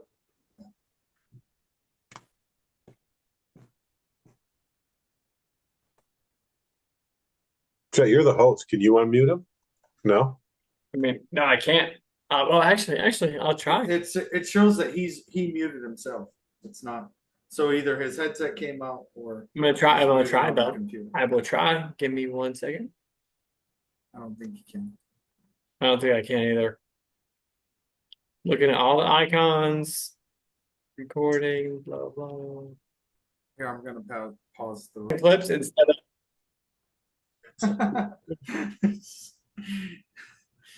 All right, so I think Jose picked the. We'll say he picked the Steelers. So my pick is definitely the Steelers because as I pointed out, the Baltimore Ravens have the worst fourth quarter defense in the league.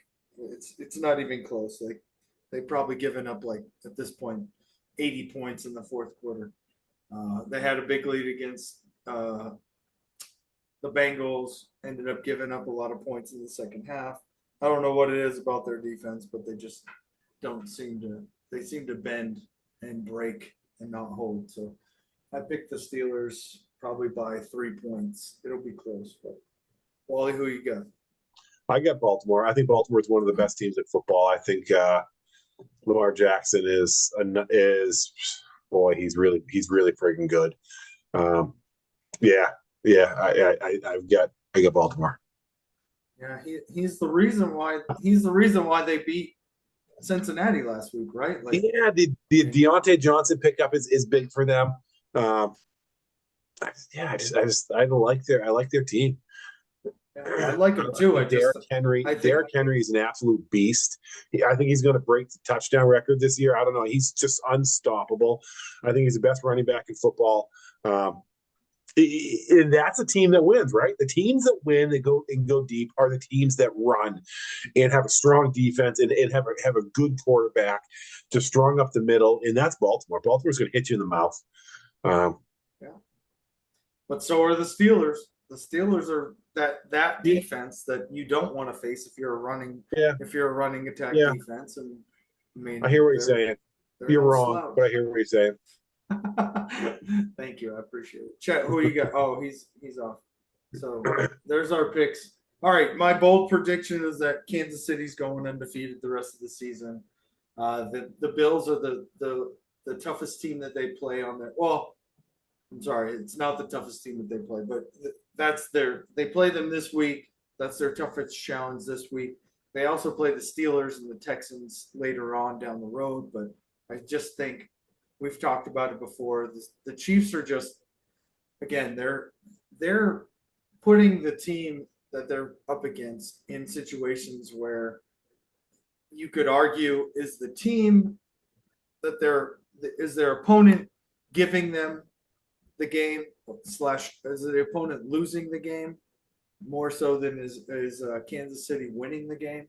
But that's exactly how the New England Patriots started off our dynasty. You know, like they just week after week being in those high game situations where this down counted more than the last, and then moving on to the next down and the next down, and the weight of that situation gaining experience in every one of the players. That's what Kansas City is doing week in and week out. And I just think that I just like the Patriots of old, I'm not going to bet against them. Like they're going to, the relationship that Patrick Mahomes has with DeAndre Hopkins is going to get even better. It's going to open up things again for receivers and tight ends underneath, i.e. Kelsey and the running back Hunt. I mean, I don't see anybody beating them. Now, I'm not saying they go undefeated all the way through to the Super Bowl, but they go undefeated throughout the season. I feel like they're squeaking out wins. I feel like there's been a couple wins where they've been kind of lucky, and I know that happens on streaks. But I think their luck runs out right this year, runs out this week. I think Buffalo beats them. I think Josh Allen has a big game. Yeah, I think they're going down this week.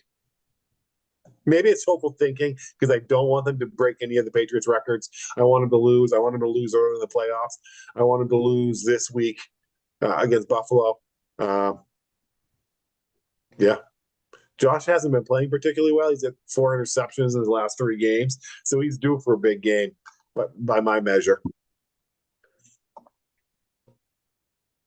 Yeah. Come on, Jose. I agree with you. I agree with you, Wally, but you're wrong. I could very well be. You're right about Kansas City. I just want them to lose. I want them to lose.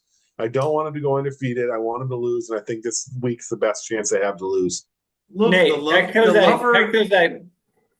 lover in me of all There he things is. Patriots, Wally, wants Kansas City to lose, but it's just like I can't argue with the fact that, again, Patrick Mahomes is, as far as the NFL is concerned, he is him. He is Himothy. Like he answers every question.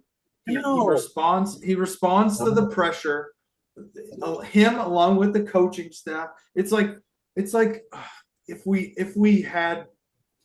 felt like Tom Brady, Bill Belichick, and Charlie Weiss were just like a symphony of harmony. Like I feel like it's the same with the Kansas City coaching staff and Patrick Mahomes. Like it's just, I don't need to watch TV and see all the State Farm commercials with all of them on there to feel that way. But it looks like that when they are on the field. It's just you can't argue the intangibles, like the things that we don't. Oh my God! So I'm sorry. They just. Do you see his screen yet? Oh yeah. It's going well. They just interviewed Tyson. Oh my God! I can't even saw that. They just interviewed Tyson, and he was like, it was Tyson. Like he was intense. It was right before the fight, and then he turns and starts walking away, and he was only wearing his jockstrap, his protector. So he just had all you saw was one thin little G string up his crack and in his ass cheeks as he walked away. Like, what the fuck is that? America. Don't act like you haven't seen that up close and personal, Wally. Oh, that's hilarious. I wonder if anyone next is gonna see that. What's Jose saying? Not sure He's what's trying. going on. Why did I just see Mike Tyson's cheeks on my TV? He keeps trying to rejoin. I keep trying to admit him. It never works. Really? By the way, Netflix is fucking this up because I want to watch it. Did you send Oh my him God! Oh my God, Wally! That's what they saw.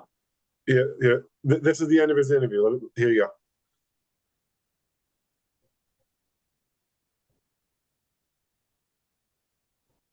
Fuck yeah. Jesus Christ. This is why America. That's why he's a fucking man, dude. Oh, I was buffering again. Well, listen, boys, I might call it a night here. Yeah, I don't think we're gonna be able to watch this together because, like, first of all, technology doesn't work the way This we is gonna want make it to. you angry. I'm gonna stay on. Like, Nate, if you want to stay on, I'll stay on. But yeah, No, Ball, it's all good. No, we're done with everything. I don't know if you wanted to. I did want to ask. Do you guys know how to cook an artichoke? Archer? No, never, Or, never, I'm sorry. Do you never have you considered do it. you know how to make artichokes? Same answer. Have never considered it. Well, No. you strangle them.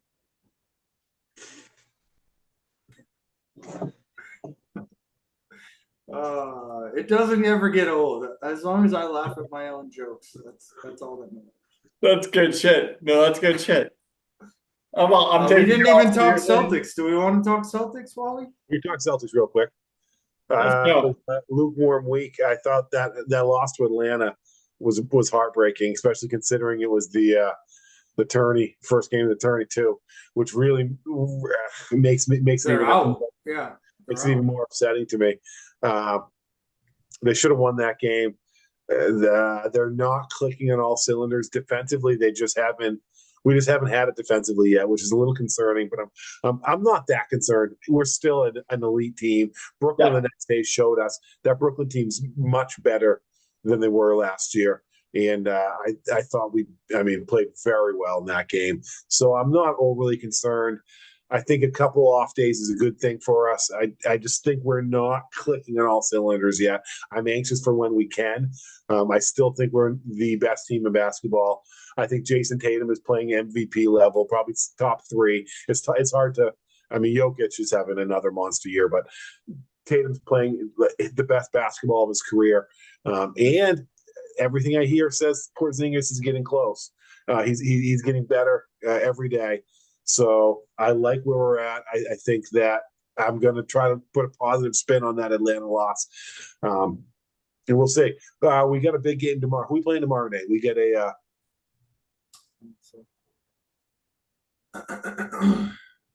it is gone. Saturday. Toronto. All right. It's still a big game, though. We need to. Yes, I mean Toronto's not playing that well. Scotty Barnes is out. He's their best player. They did a revamp last year. So we'll see. We should win that game handily.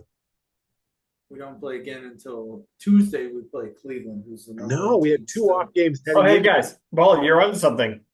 If you leave it, go back, it's suddenly good.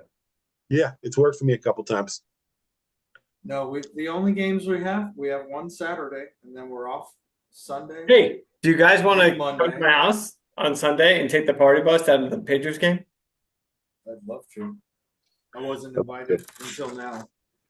I'm going hunting. And you don't have enough tickets, Chet. You only got you're Oh, the taking tickets don't matter. I'll give you my ticket. The experience is together as friends. No, this is your Are you experience just with getting there your and going family. in? You can tailgate it all? This is your kid's But- first so game, right? my personal tailgate these days is like, I got kids, the whole thing. The party bus shows up at our house. It's like, that's so exciting. Everyone's fucking thrilled. We go out there, and then Sabrina and I start drinking. Sabrina eventually gets in the groove, right? She's like, instead of being anxious, she's fun. And fun Sabrina is the best Sabrina.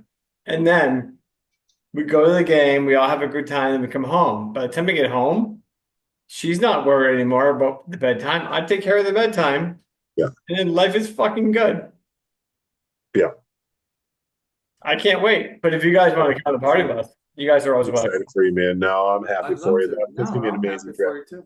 It's going to be a great game too. I think we legitimately have a shot. I've turned Just like- it just turns like every out, Sunday. gentlemen. Two teams step on the field. One's coming off victorious, so we got a 50% chance. Wow. We disavow. I've been defamed, and I feel sad. No, not defamed. We just don't agree with that. We just don't agree. So that was your Nothing bad personal about you. opinion and statement. Nothing against it. I heard it. I just don't agree. I Yeah, cannot. help me I figure out. cannot in good conscience. I cannot in good conscience, being that I'm single, admit that. I agree with that. Taylor's back. He's throwing some shots. Wait, what are you watching? The girls? Yeah. Okay, me too. Oh, there's Tyson. Now I see it. But you saw this like 20 minutes ago, I think. You just saw the ass cheeks. Oh yeah, I'm in the 5th round of the fight. It's in between the 5th and the 6th.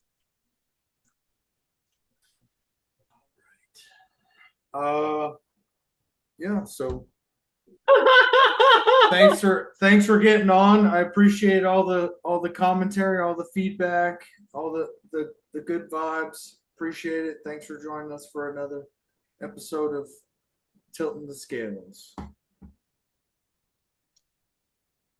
Well, that's it for today's episode of Tilton the Scales. If you're still here, congratulations.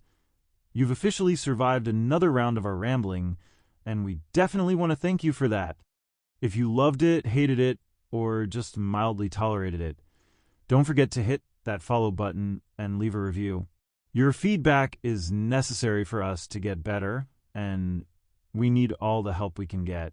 Think of it as your good deed for the day, and don't forget to subscribe to our YouTube channel.